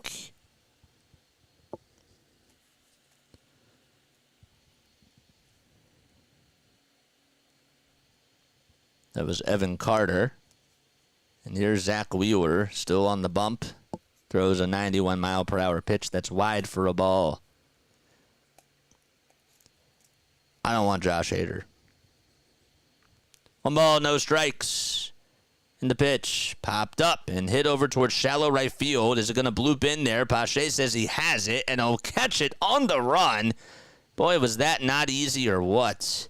Pache really made that look so easy. Stott, Castellanos, and Pache each had to communicate on that fly ball, and Pache just got there in the nick of time to record the final out of the inning. Zach Wheeler has been phenomenal. He's only allowed 2 hits in 6 innings, and just the solo homer by Adolis Garcia. That's it. And we played about 5.5 innings and go to the bottom of the 6th. Hader would be sweet. I do not want Josh Hader. I do not want Josh Hader. You guys want Josh Hader? Based on reputation, sure. But if we're talking about this year, heck no. All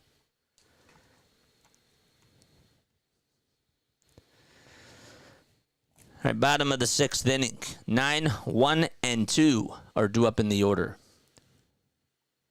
Mason Miller will cost you a lot. Plus said this before, Rob does a bullpen by committee.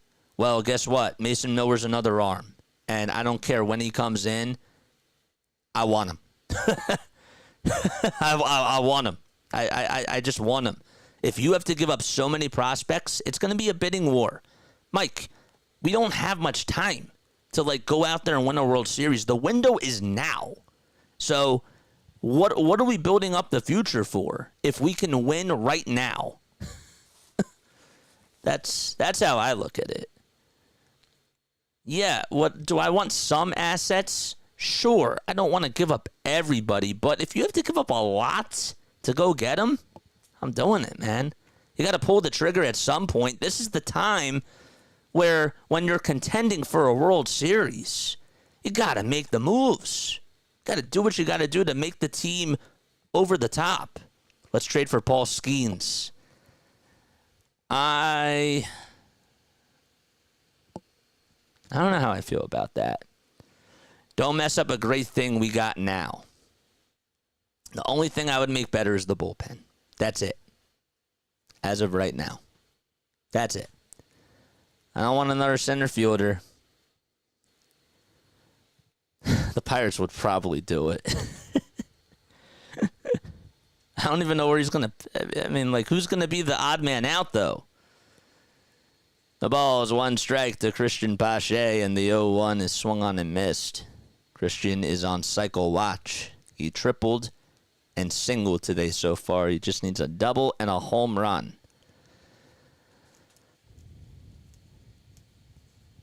The ball's 2 strikes to Christian Pache. Tinoco on the bump for the Rangers.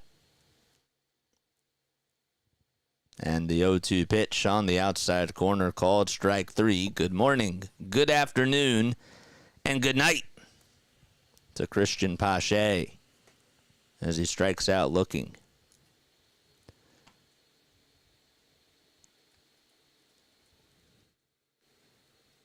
So why didn't they go after Hader in the offseason? Because that's a signing. That's not a trade.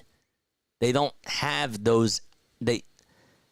They're paying all these guys so much money right now, and you can't give up assets in a signing unless it's a sign and trade. And plus, why would you want Josh Hader? 1-0 pitch, ground ball hit over towards the right side, fielded on a bounce by the second baseman, and the throw over to first is in time. Good play by Semien. And Schwarber is retired.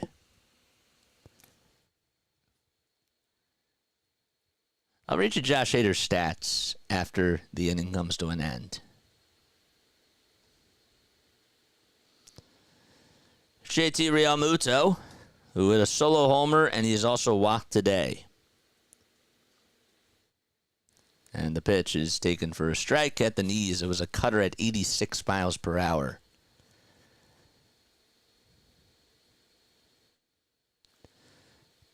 The ball's one strike. And the 0-1 is low for a ball. Tinoco with 7 pitches in this inning so far. Heaney got the start today. Then it was Anderson who came on in relief. The 1-1 pitch, and that's low for ball 2. I wouldn't mind getting him. I wouldn't mind getting Helsley. 2 balls, 1 strike. Plus, he's getting paid so much money. And Miller's a lot cheaper right now. 2-1, and that's grounded foul over to third.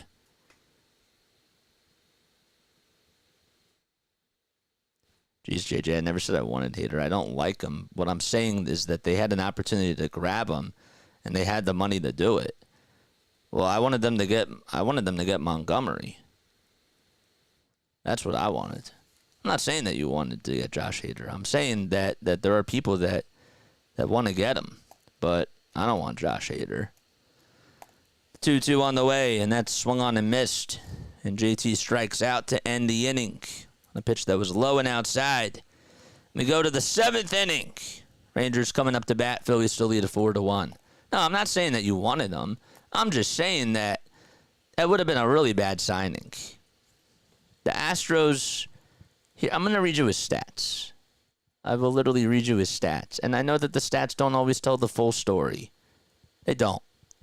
But you want to know how Josh Hader's doing? I'll tell you how he's doing. My man has a 4.09 ERA. 6 saves this season. Okay? He's been better over his last 5 outings. I give him that. He hasn't allowed a hit since May 9th. The problem that I have with Josh Hader is that every time in a big spot, whether it's against the Phillies or whether it's against any other team in a big, big moment, he just doesn't come through. He's shown it time and time again. He's 30 years old now, and I don't want Josh Hader. I just don't. Let's go on Ranger. Those stats are worse than most of our bullpen. 35 strikeouts. And how many innings of work this year? What? 22 innings. It's pretty good. I mean, his ERA has come down. Like, I give him that. But I just don't think that he can, in the biggest of moments, I don't trust him. I have yet to see that with a 26-year-old Mason Miller.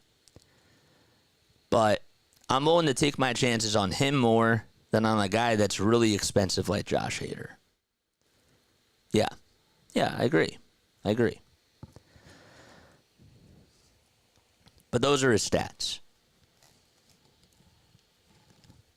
And again, he's doing better this year. Maybe this year is different, but it's a lot of money. And I don't want that either. We need someone, though, every 5 days. Walker will exhaust the pen. Walker's in innings either, and plus they shrink the rotations to 4 in the playoffs, so I think that they'll be fine. We're in the top of the 7th. Zach Wheeler with 74 pitches coming into this inning, and the first pitch here to Garcia is swung on and missed. Don't forget to hit the thumbs up button. Are we at 100 likes yet? Come on, we can't be sleeping on that. Hit that thumbs up button. The ball is 1 strike. And the 0-1 is taken up high for a ball. We have 191 people on here watching. Is that true? That's not 12 likes. Yeah, we're far behind. We're at 98. Let's get to 200. The 1-1 pitch, and that's going to be blooped out to left field, but Merrifield's on the run, and he'll make the catch. Thought it was going to die a little bit further away from him, but Merrifield caught it. Wheeler has not allowed a hit since the second inning. He's only walked one batter, and that was Nathaniel Lowe, and that was back in the fifth. There's Travis Jankowski, who's up to bat, and the pitch, and that's going to be popped up out towards shallow center field, and Pache goes over towards his left, and he'll make the grab to record the second out of the inning. We were maybe able to go to distance today. That's nice. The Giants ended up winning against the Pittsburgh Pirates. They were down 6-2 in the eighth. Giants came back, took a 7-6 lead, and they ended up winning by that final score. 2 outs, and the pitch is inside for a ball to Nathaniel Lowe.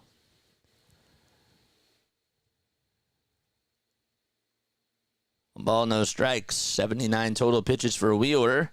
And the next pitch is in there on the upper third of the zone for a called strike.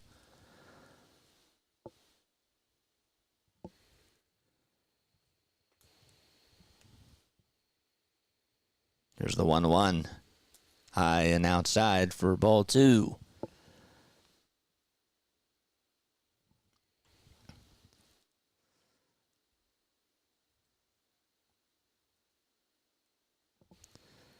The 2-1. That's fouled off. It's going to make the count now 2-2. Lowe this year batting .259. Only 2 homers and 14 runs batted in. It's been with the Big League Ball Club since 2019. And the 2-2 on the way. Line drive in the center field for a base hit. And, well, there's a 2-out single by Nathaniel Lowe. And that's been the first hit allowed since the second inning.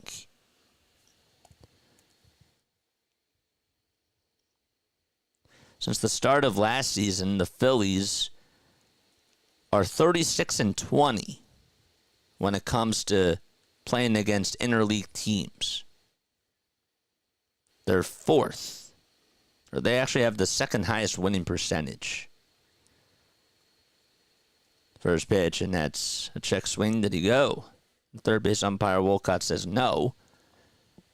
Up to bat is Leody Taveras. The only team with a higher winning percentage against interleague teams since last year is the Dodgers. The pitch on the way, line drive into left field for a base hit. It was on the ground and hit in between the 5-6 hole. And back-to-back singles allowed by Zach Wheeler. And Ezekiel Duran's coming up. He's representing the tying run.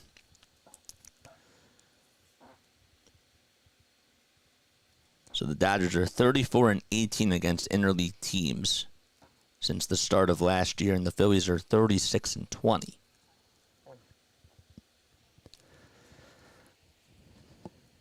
Duran up to bat. Batting on the right side in the pitch. Line drive almost caught by Stott, and everybody's going to be safe. The throw over to home plate is cut off, though. I'm surprised that the runner at second, Lowe, decided to go, and it's now 4-2. They're going to call it an RBI single. Stott tried to make a diving catch on a screamer that was hit by Duran. And he just couldn't hold on to it. It slipped out of his glove. Say that he should have caught that, but that's not easy when the ball was hit that fast off the bat.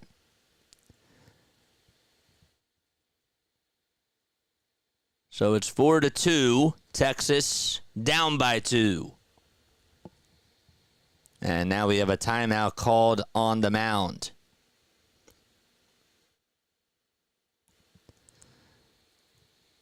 Francesca's back. Francesca is back. Wow. What's up, Francesca? Thanks so much for coming on here. Francesca was on here about, I want to say like 5 days ago when the Phillies were playing against the Mets. They were down to their final out, and she still believed that the Phillies were going to win. And everybody in the chat was like, she's a robot. That's what everybody was saying, but she won. 4-2, and the Phillies' luck does not look good now. We have runners over at first and second. It's true. It's true. What's up, Francesca? How you doing?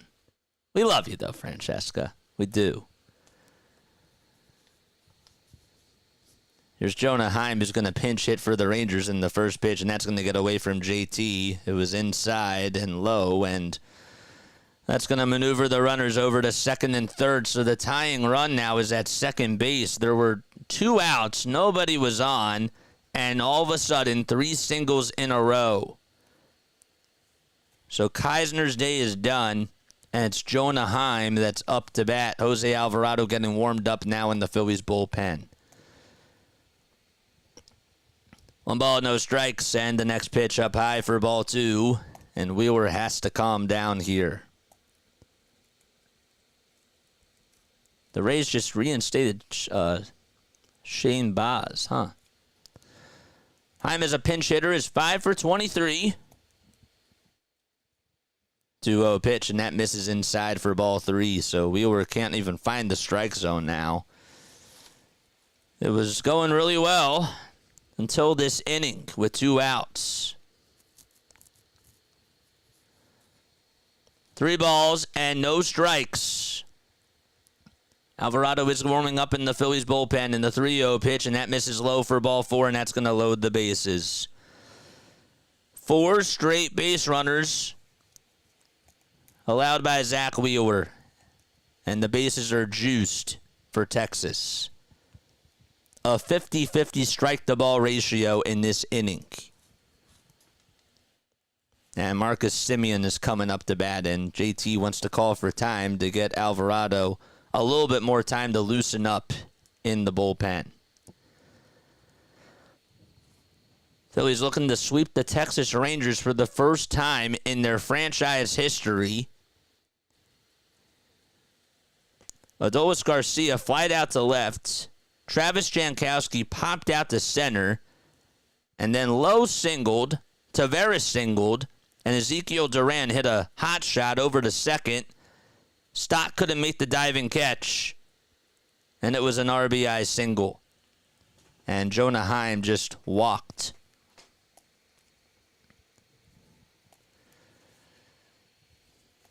I give him one more batter. Here's Marcus Semien up to the plate. And the pitch popped up and hit over towards the infield. Harper says he has it. And he'll make the catch. And the inning comes to an end. Wheeler got himself out of the inning. The bases were loaded, and he gets a standing ovation from the fans. We go to the bottom of the 7th at the bank. 4-2, Phillies lead. All right. 4-2. I'm going to ask you a Phillies trivia question as we head to the bottom of the 7th, and if you get it right, you'll hear this. If you get it wrong, you'll hear this. Okay.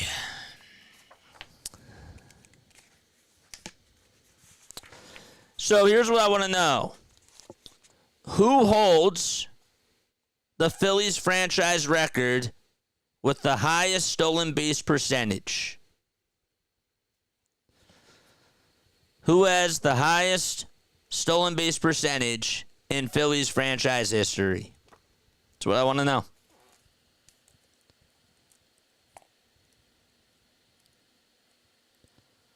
Who has the highest stolen base percentage? Not stolen bases.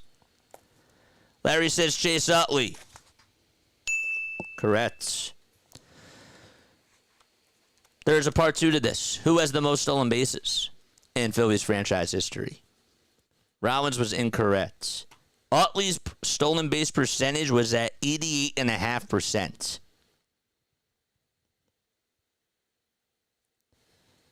No, Trey Turner did not break it.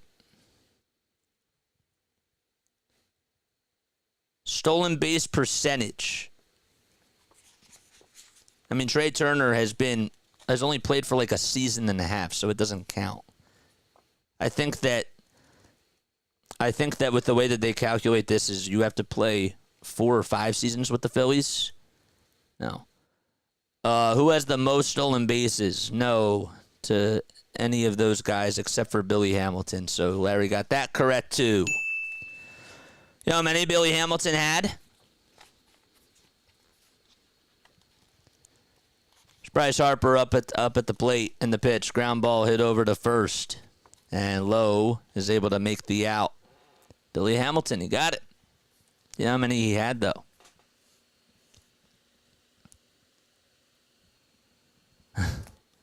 I missed the question. Yeah, a lot. That's very specific, Larry. Here's Alec Bohm. He's 0 for 3 with 2 flyouts and grounded into a double play. 76. 153.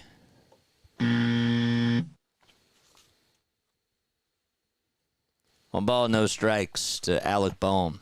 Anybody know? Anybody want to guess how many total stolen bases Billy Hamilton had?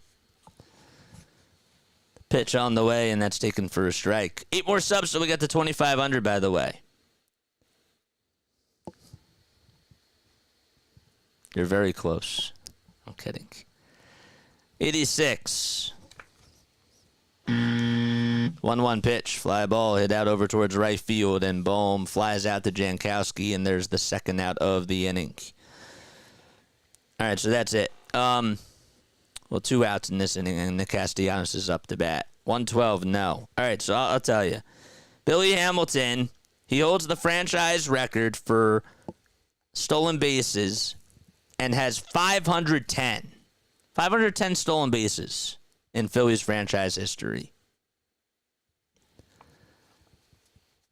510. The pitch, and that's fouled off. Al Bohm is 0 for 4 today, but he's hit the ball really well 3 times. The 0-1, and that's taken down low for a ball. Oh, you thought it was just for 1 season? No, I'm talking about career stolen bases. That's what I was saying.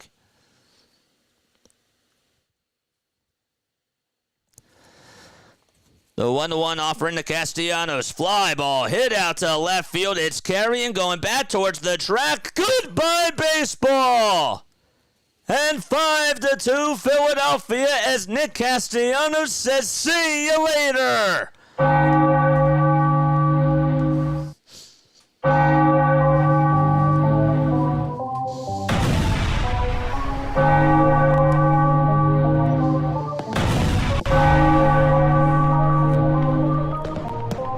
A solo jack by Nick Castellanos. And he's able to give the Phillies some insurance.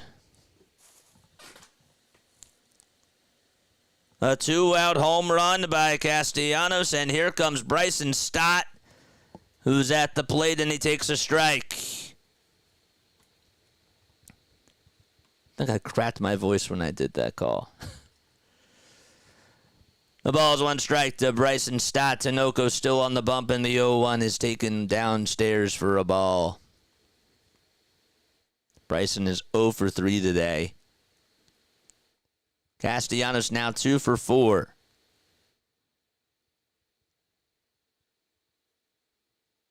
Scored 3 runs in last night's game and went 0 for 2 with 2 walks. The pitch. That's taken for a strike. He did have 3 hits against the Nationals on Sunday, too.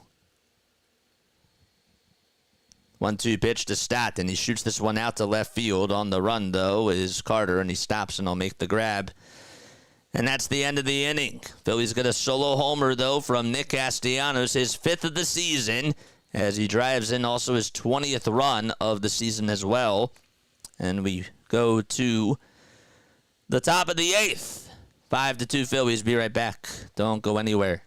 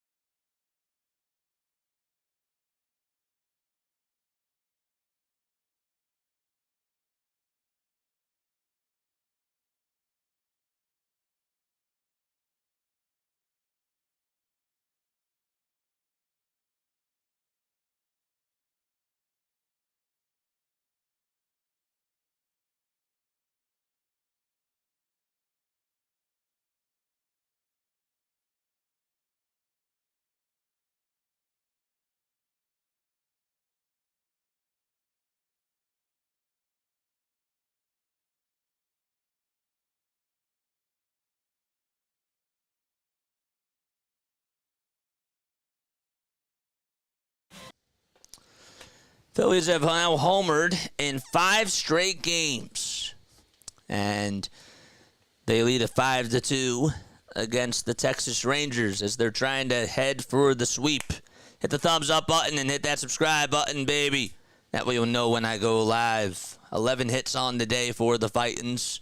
They lead a 5-2. In case you are just tuning in, the Phillies were down 1-0. And Adolis Garcia hit a solo homer out to left to put them on the board against Zach Wheeler.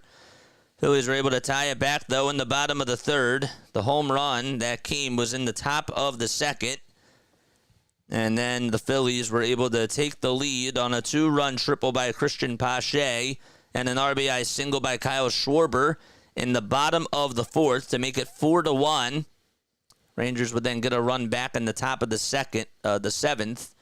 The Phillies would get one more in the bottom of the seventh on a solo homer by Nick Castellanos. Alvarado on the bump, and the first pitch is popped foul to Robbie Grossman.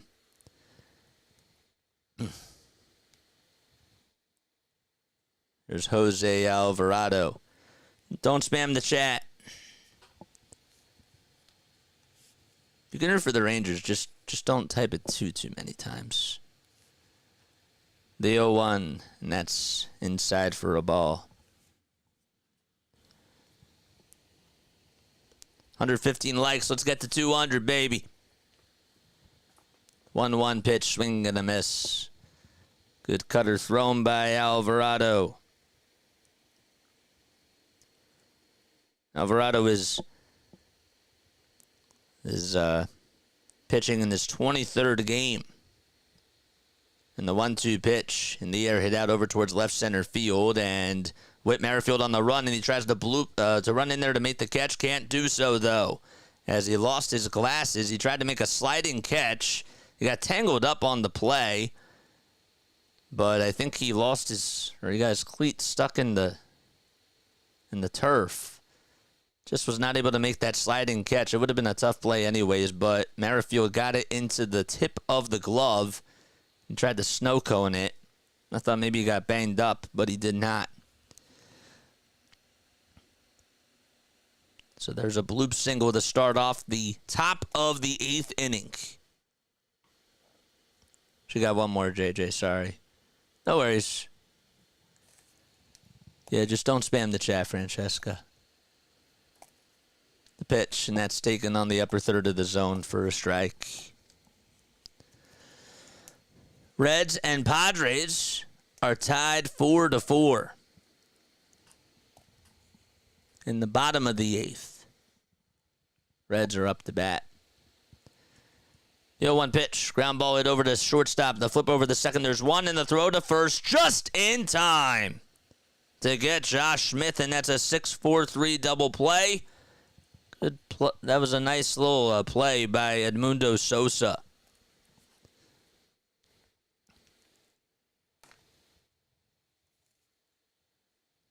If you get the glove on it, you should catch it. Well, when you're trying to make a sliding play and it just dies into the dirt like that, so it's not always easy. Mostly I agree with you, but there's like that 0.01%. We're in the top of the 8th inning, 2 outs, nobody on base, and the pitch. And that's way inside for a ball. Adolis Garcia up to bat, 12 homers and 36 RBI. And the 1-0 pitch that hit 99 from Alvarado, and it just barely misses. Guess how many people were at the stadium tonight? If you look it up, I will be disappointed. 2-0 pitch, swing and a miss. Guess how many people were at the stadium today? 40K. More. Jose Leclerc is getting warmed up in the Rangers bullpen. 2-1 pitch, swing and a miss. 40,568 more. 45,000 less. 55,000. That would never happen. 42,000. Yes. That's how many. 42,000. That's unbelievable for an afternoon game during the week. That's impressive. The 2-2 pitch up high for ball 3.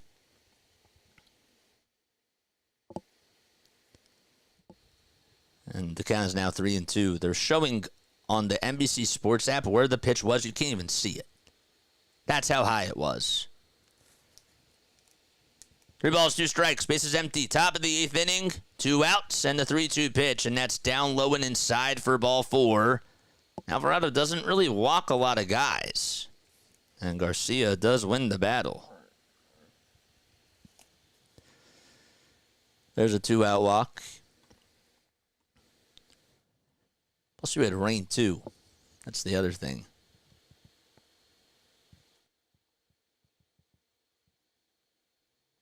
Alvarado's only walked 7 batters this year.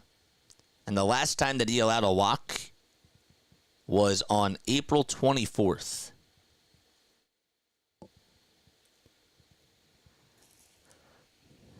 Two outs and a runner over at first. And the pitch, swing and a miss. It's 42,000 people that won't have a job tomorrow.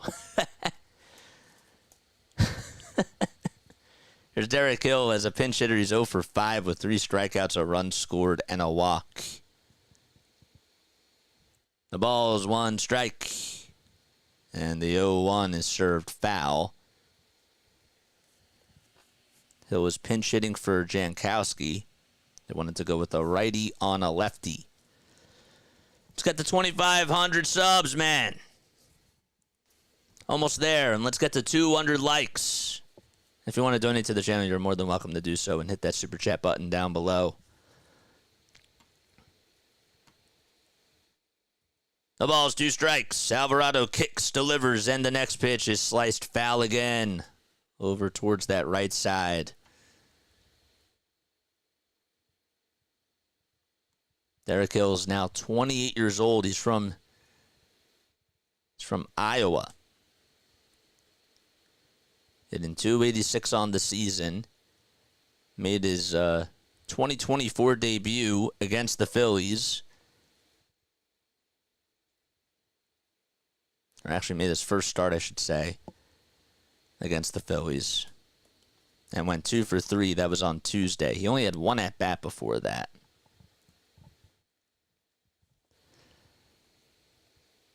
Next pitch is down low for a ball.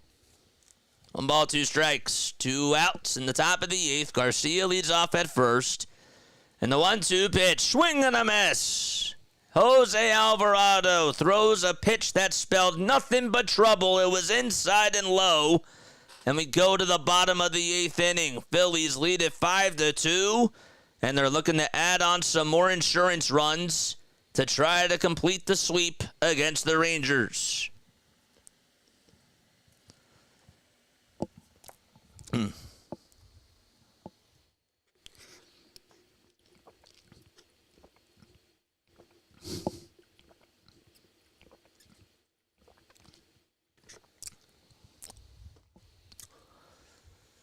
So Zach Wheeler today pitched overall pretty well. He had the little hiccup in the 2nd inning, and in the 7th inning, he got himself into a jam, but he got out of it. And give him credit. That was going to be the last batter for me. You know, facing Marcus Semien, and he got him the pop out over to first. Braves have a 1-0 lead against the Cubs. By the way, we're keeping an eye on that game. Phillies, if they win today, and if the Braves do lose against the Cubs, they will be 7 games above the Atlanta Braves.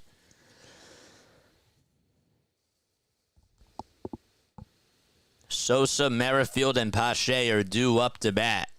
Sosa and Pache combined today have 5 hits in 6 at-bats. The only 3 guys that haven't gotten a hit today for the Phillies are Alec Bohm, who, by the way, has hit the ball sharply 3 times today. Bryson Stott, he's hit the ball sharply 2 times. And Whit Merrifield. Wheeler went 7 innings on 91 pitches. Only gave up 2 earned runs, 5 hits, and had 5 strikeouts, only 2 walks allowed on 91 pitches. 3 more subs, man, until we get to 2,500. Let's do it. Come on, Freak Nation. I want us to get to our goal.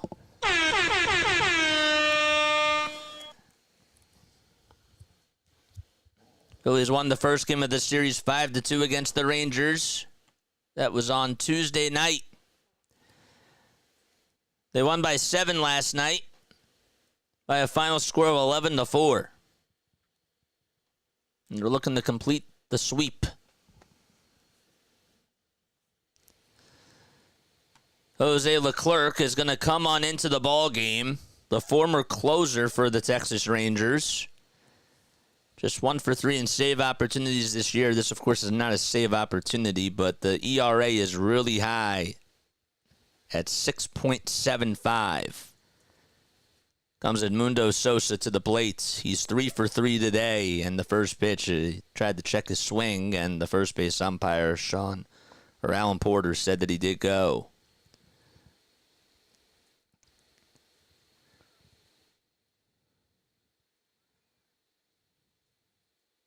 The ball's 1 strike. And the next pitch, swing and a miss.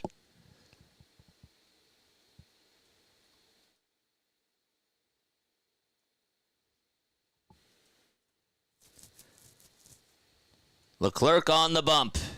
And the 0-2 on the way. High for a ball.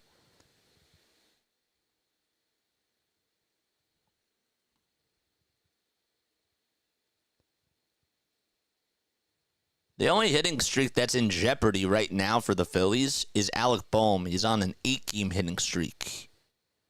The 1-2 pitch, swing and a miss. And Edmundo Sosa strikes out.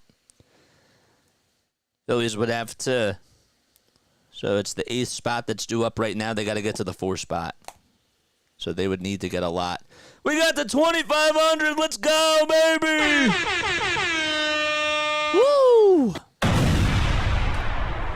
Thank you so much, Falco Lombardi. Appreciate it. The pitch, and that's taken wide for a ball. Let's go, baby. Awesome job. Thanks so much, guys. 1 ball, no strikes to Whit Merrifield, and the next pitch is inside for ball 2.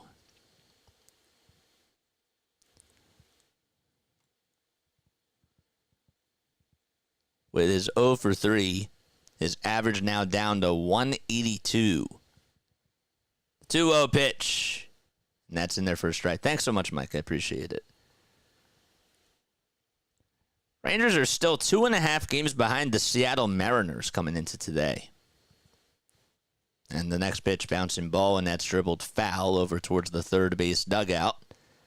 Dusty Wathan tried to make the play and throw it over towards the ball girl out in left field. Lombardi, thanks so much for subscribing, man. Appreciate it. And for those of you that also subscribed, thank you. 2-2 is the count to Witt. Leclerc gets set and delivers the pitch. Line drive into right field. It was an outside pitch, and that's going to drop in there for a base hit. So only 2 guys today that have not gotten a hit for the Phils. And Whit Merrifield was one of the 3 before that. And here comes Christian Pache. Jason, thanks so much for the $5 donation. $5 for your 2,500 subs. Thank you, man. I really appreciate that so much, dude. If you guys want to donate to the channel, you're more than welcome to do so. You just got to hit that super chat button. It's right next to right where you chat on your phone. So when you type in a message, it should be the icon that's like right next to the send button. So thanks for the donation, man. Appreciate it. 1 ball, no strikes to Christian Pache, and the next pitch is in there for a strike. It's Jeff Hoffman that's getting loosened up in the Phillies bullpen. They're looking to secure their 37th win of the season. 1-1 pitch, swing and a miss on a fastball right down Broad Street.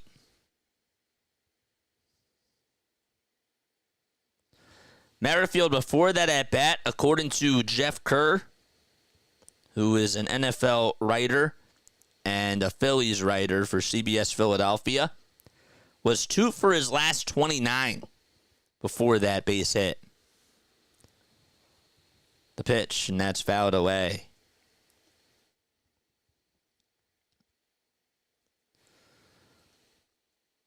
$42,377 fans in attendance today at the bank.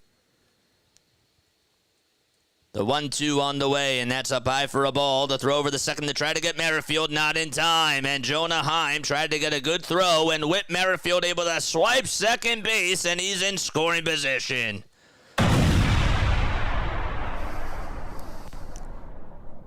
There you go. That's what happens when you get on base, and probably a good throw may have gotten him, but to Whit Merrifield's credit, he got in there.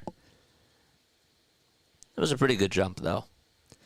2 balls, 2 strikes, and the next pitch, swing and a miss. Leclerc wins the battle against Christian Pache, and there's 2 away. Yeah, thank you all so much for subscribing, man.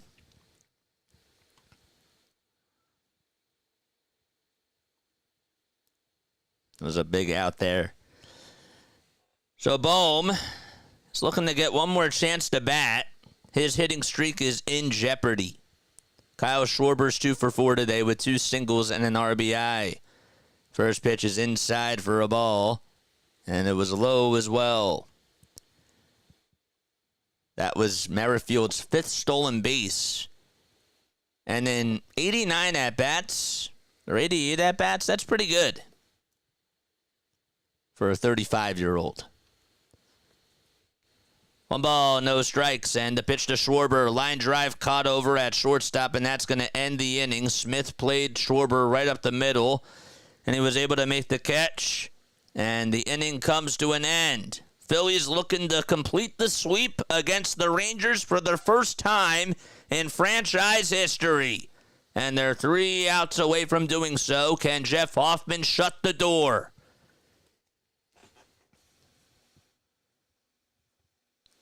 All right. It may not be snapped yet. We never know, man. He may come up and bat if there's a bottom of the 9th inning.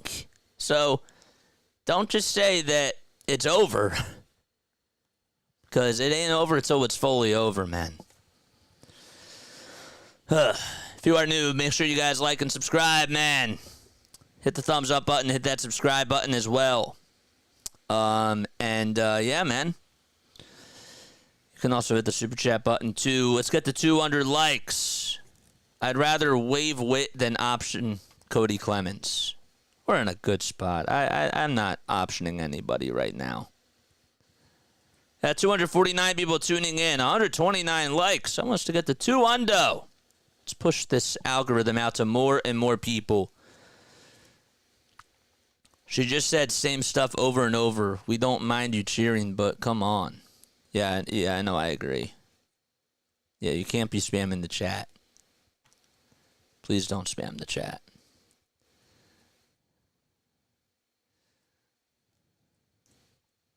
Who did I go to the game with? I went with my cousins. Had a really, really fun time. All right, Phillies are 3 outs away from sealing the deal against the Texas Rangers. Can they complete the sweep?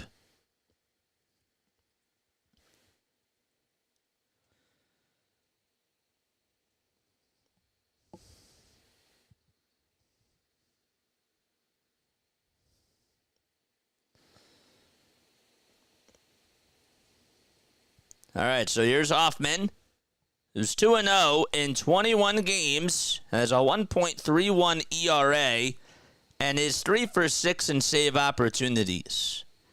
The pitch, and that's taken for a strike at the knees to Nathaniel Lowe, who walked and singled and scored a run, and is 1 for 2 today. The 0-1 pitch, swing and a miss. Nice slider that was thrown right down the middle. It was a good pitch to go to, and it worked out. The ball's 2 strikes. Phillies are 9-15 against the Rangers all time. 0-2 is the count. Hoffman on the bump for the Phils, trying to record his fourth save of the season, and the 0-2 on the way, and that's spoiled foul.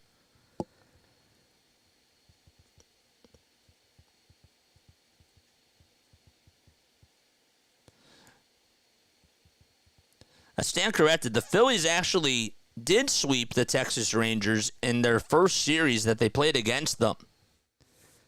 The 0-2, and that's inside and low for a ball.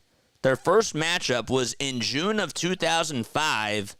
The Phillies swept the Rangers. And that was from June 7th to June 9th. The 1-2 pitch, and that misses inside and low for a ball. But they broke the curse. They were on a 12-game losing streak, and that ended on Tuesday against Texas.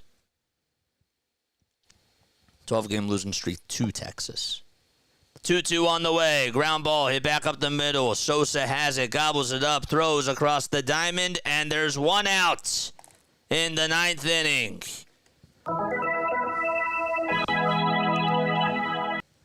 Here's Leody Taveras. Had a big home run in last night's game and is just 1 for 3 today.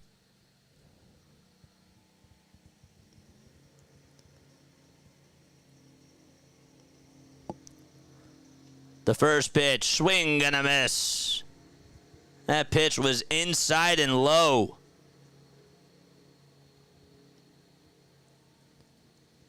5-2 Phillies lead. They will head out to Colorado after this game and will face the Rockies at a Coors Field this weekend. And then they fly to San Francisco to play the Giants from Monday to Wednesday. The 0-1 pitch, and that's on the outside corner for strike two. A slider at 87 miles per hour at the knees.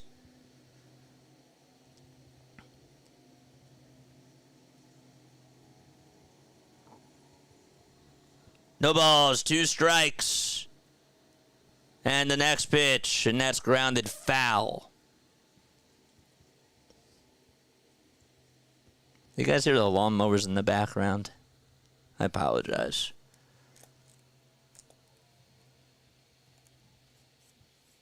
One out in the top of the ninth. And the 0-2 from Hoffman. Fouled away again.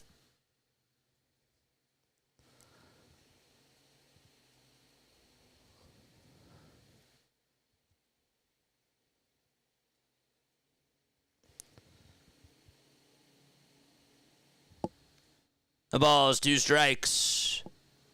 1 out in the top of the ninth inning. And the 0-2 pitch, another foul ball. That time on a 97 mile per hour four-seamer.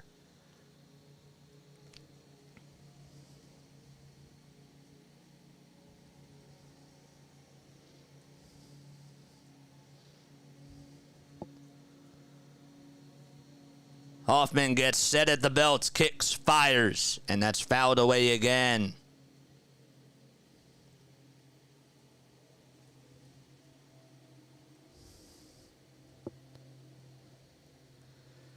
There's Whit Merrifield out in left field. He singled in the bottom of the 8th and stole his 6th base of the season. The 0-2 pitch, and another foul ball. Good battle here by Taveras. Hoffman has only faced the Rangers twice. The more recent matchup was on Tuesday. He went 2/3 of an inning and allowed 3 hits, 1 earned run. And the 0-2, that's fouled off.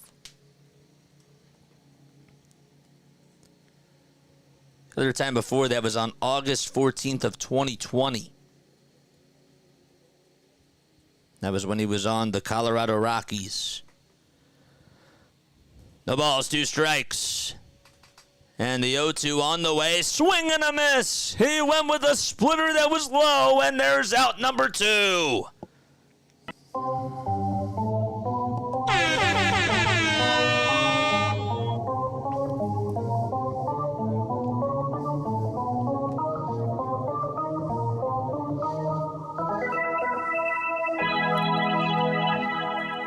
It's all up to Ezekiel Duran. 2 outs, nobody on in the top of the 9th inning. First pitch by Hoffman, swing and a miss, and he got fooled on the fastball. It was inside and high. Don't forget to hit the thumbs up button. Let's get to 200 likes. Duran had an RBI single in the 7th on a line drive that Stott couldn't finish the catch off of. The 0-1, swing and a miss.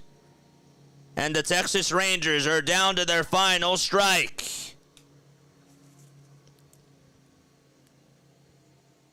In 50 games, the Phillies have 36 wins, and they're looking to get their 37th on the season. The next pitch, up high and inside for a ball.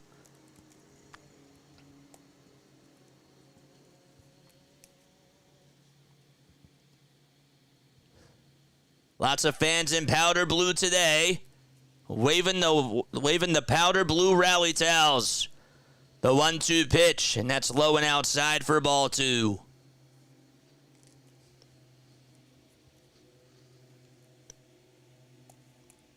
Jonah Heim in the on-deck circle. And time is called really quickly by Ezekiel Duran.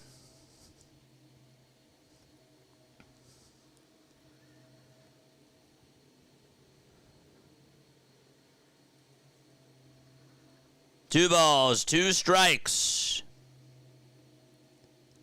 to Ezekiel Duran. And the 2-2 pitch, check swing. Did he go? And they say no over at first. It was outside and low. And what was an 0-2 count is now a full count, and it was the right call. Rangers still down to their final strike. Hoffman gets set at the belt. And the payoff pitch to Duran, fouled away. And Duran stays alive.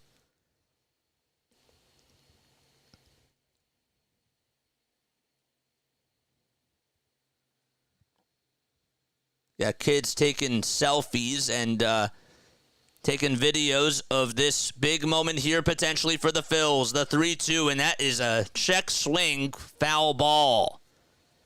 Not even a full check swing, about a quarter of a swing, and Duran somehow made contact with that pitch. 7 pitches in this at-bat. 3 balls, 2 strikes. The payoff pitch on the way, popped up, hit out over towards the middle infield. Sosa backs up and catches it behind the bag for out number 3. The Philadelphia Phillies, for the 2nd time in franchise history, have completed the sweep against the Texas Rangers. Ring the bell, Philadelphia!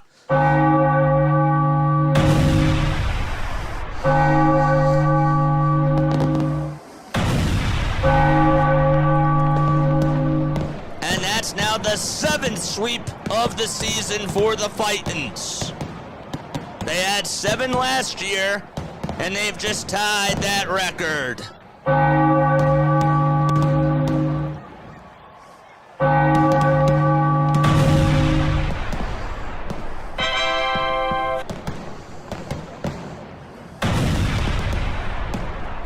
Wow. How about that? Wheeler now 5-3. Heaney is now 0-6. And Jeff Hoffman has recorded his 3rd save of the season.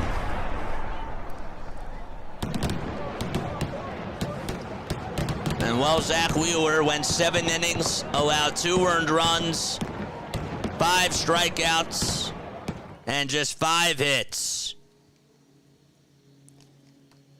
How about those Fightins? They're now 22-8 at home this season in 30 games, which is also absolutely impressive. And it's against the defending world champs too, by the way. That was good, man.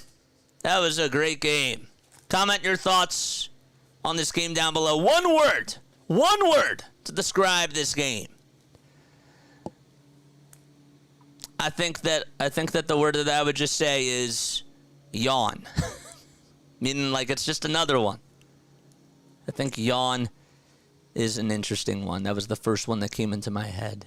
This game was a yawner, if that's even a word. Maybe I just made something up. But yeah, another one. This team doesn't know how to lose a series. Phenomenal. That was a phenomenon, and it was phenomenal. Phillies have now won 29 of their last 35 games, and they're 37-14 on the season, says Jeff Passan. Perfunctory. Love it. It's pretty awesome. That was a sweet win. All right. I will go on for a post-series show later. Haven't had time to do the post-game shows, but I will do a post-series show later. I still haven't gotten the phone lines to work just yet. Haven't had time. I will let you know when that's up and running, but I am going to do a post-game podcast. So be on the lookout for that later today. It'll be at least early tonight, okay? Good stuff. I don't really have any words. This team just keeps winning, and they're just beating the teams that they're supposed to beat. What else do you want me to say? Wheeler wasn't even his best today. I'll be honest. Like the second and the seventh inning were really bad from him, and yet, like, to his standard, like for a lot of other pitchers, that's really good. But to his standards, I didn't even think he was at his best today. Didn't have his strikeout stuff. It was hard for him to sort of put out hitters, even though he made them feel uncomfortable and got the ground ball outs working. But I didn't think he was his smoothest today. And that's a compliment to him. Don't take that the wrong way. He did enough. And, yeah. It's just so amazing to me how much of a breath of fresh air this team has really put on this whole entire city. You know, you think about everything that happened to the Flyers and their collapse that they had. You think about what happened to the Eagles and their collapse that they had. And you think about the Sixers and just the injury problems that they had and that they lost in the first round. This team is really just taking over the whole entire city. And I think we're at the point now where we're not even surprised that they're winning these games. Like, they could be perfect for the rest of the season, and that would be really tough to do, obviously. That would never happen. But, yeah, it feels so good to be 22 games, or 23 games now, over 500. That's sick. Good stuff. Hit the thumbs up button on the way out, man. Just wanted to say hello, JJ, and I'm glad that you enjoyed the game yesterday. That was awesome. Endurance, dependable, all one word. Perseverance, so much fun to watch. All good ones. Great job, JJ. Thank you. All right. I'm done. I'm just satisfied. Just very satisfied. Hit the thumbs up button on the way out. Let's get to 200 likes. Did we get to 200? Did we get to 200, man? I hope we did. We didn't get to 200 the last time. But 200 would be great. We're at 153. Okay. All right. If you didn't hit the thumbs up button, just hit it on your way out. I would really appreciate that. I love you all so much. I'll catch you all later tonight. See ya. And then the Phillies play the Rockies tomorrow night. Go Zach Wheeler. Go Phillies. See you guys tonight.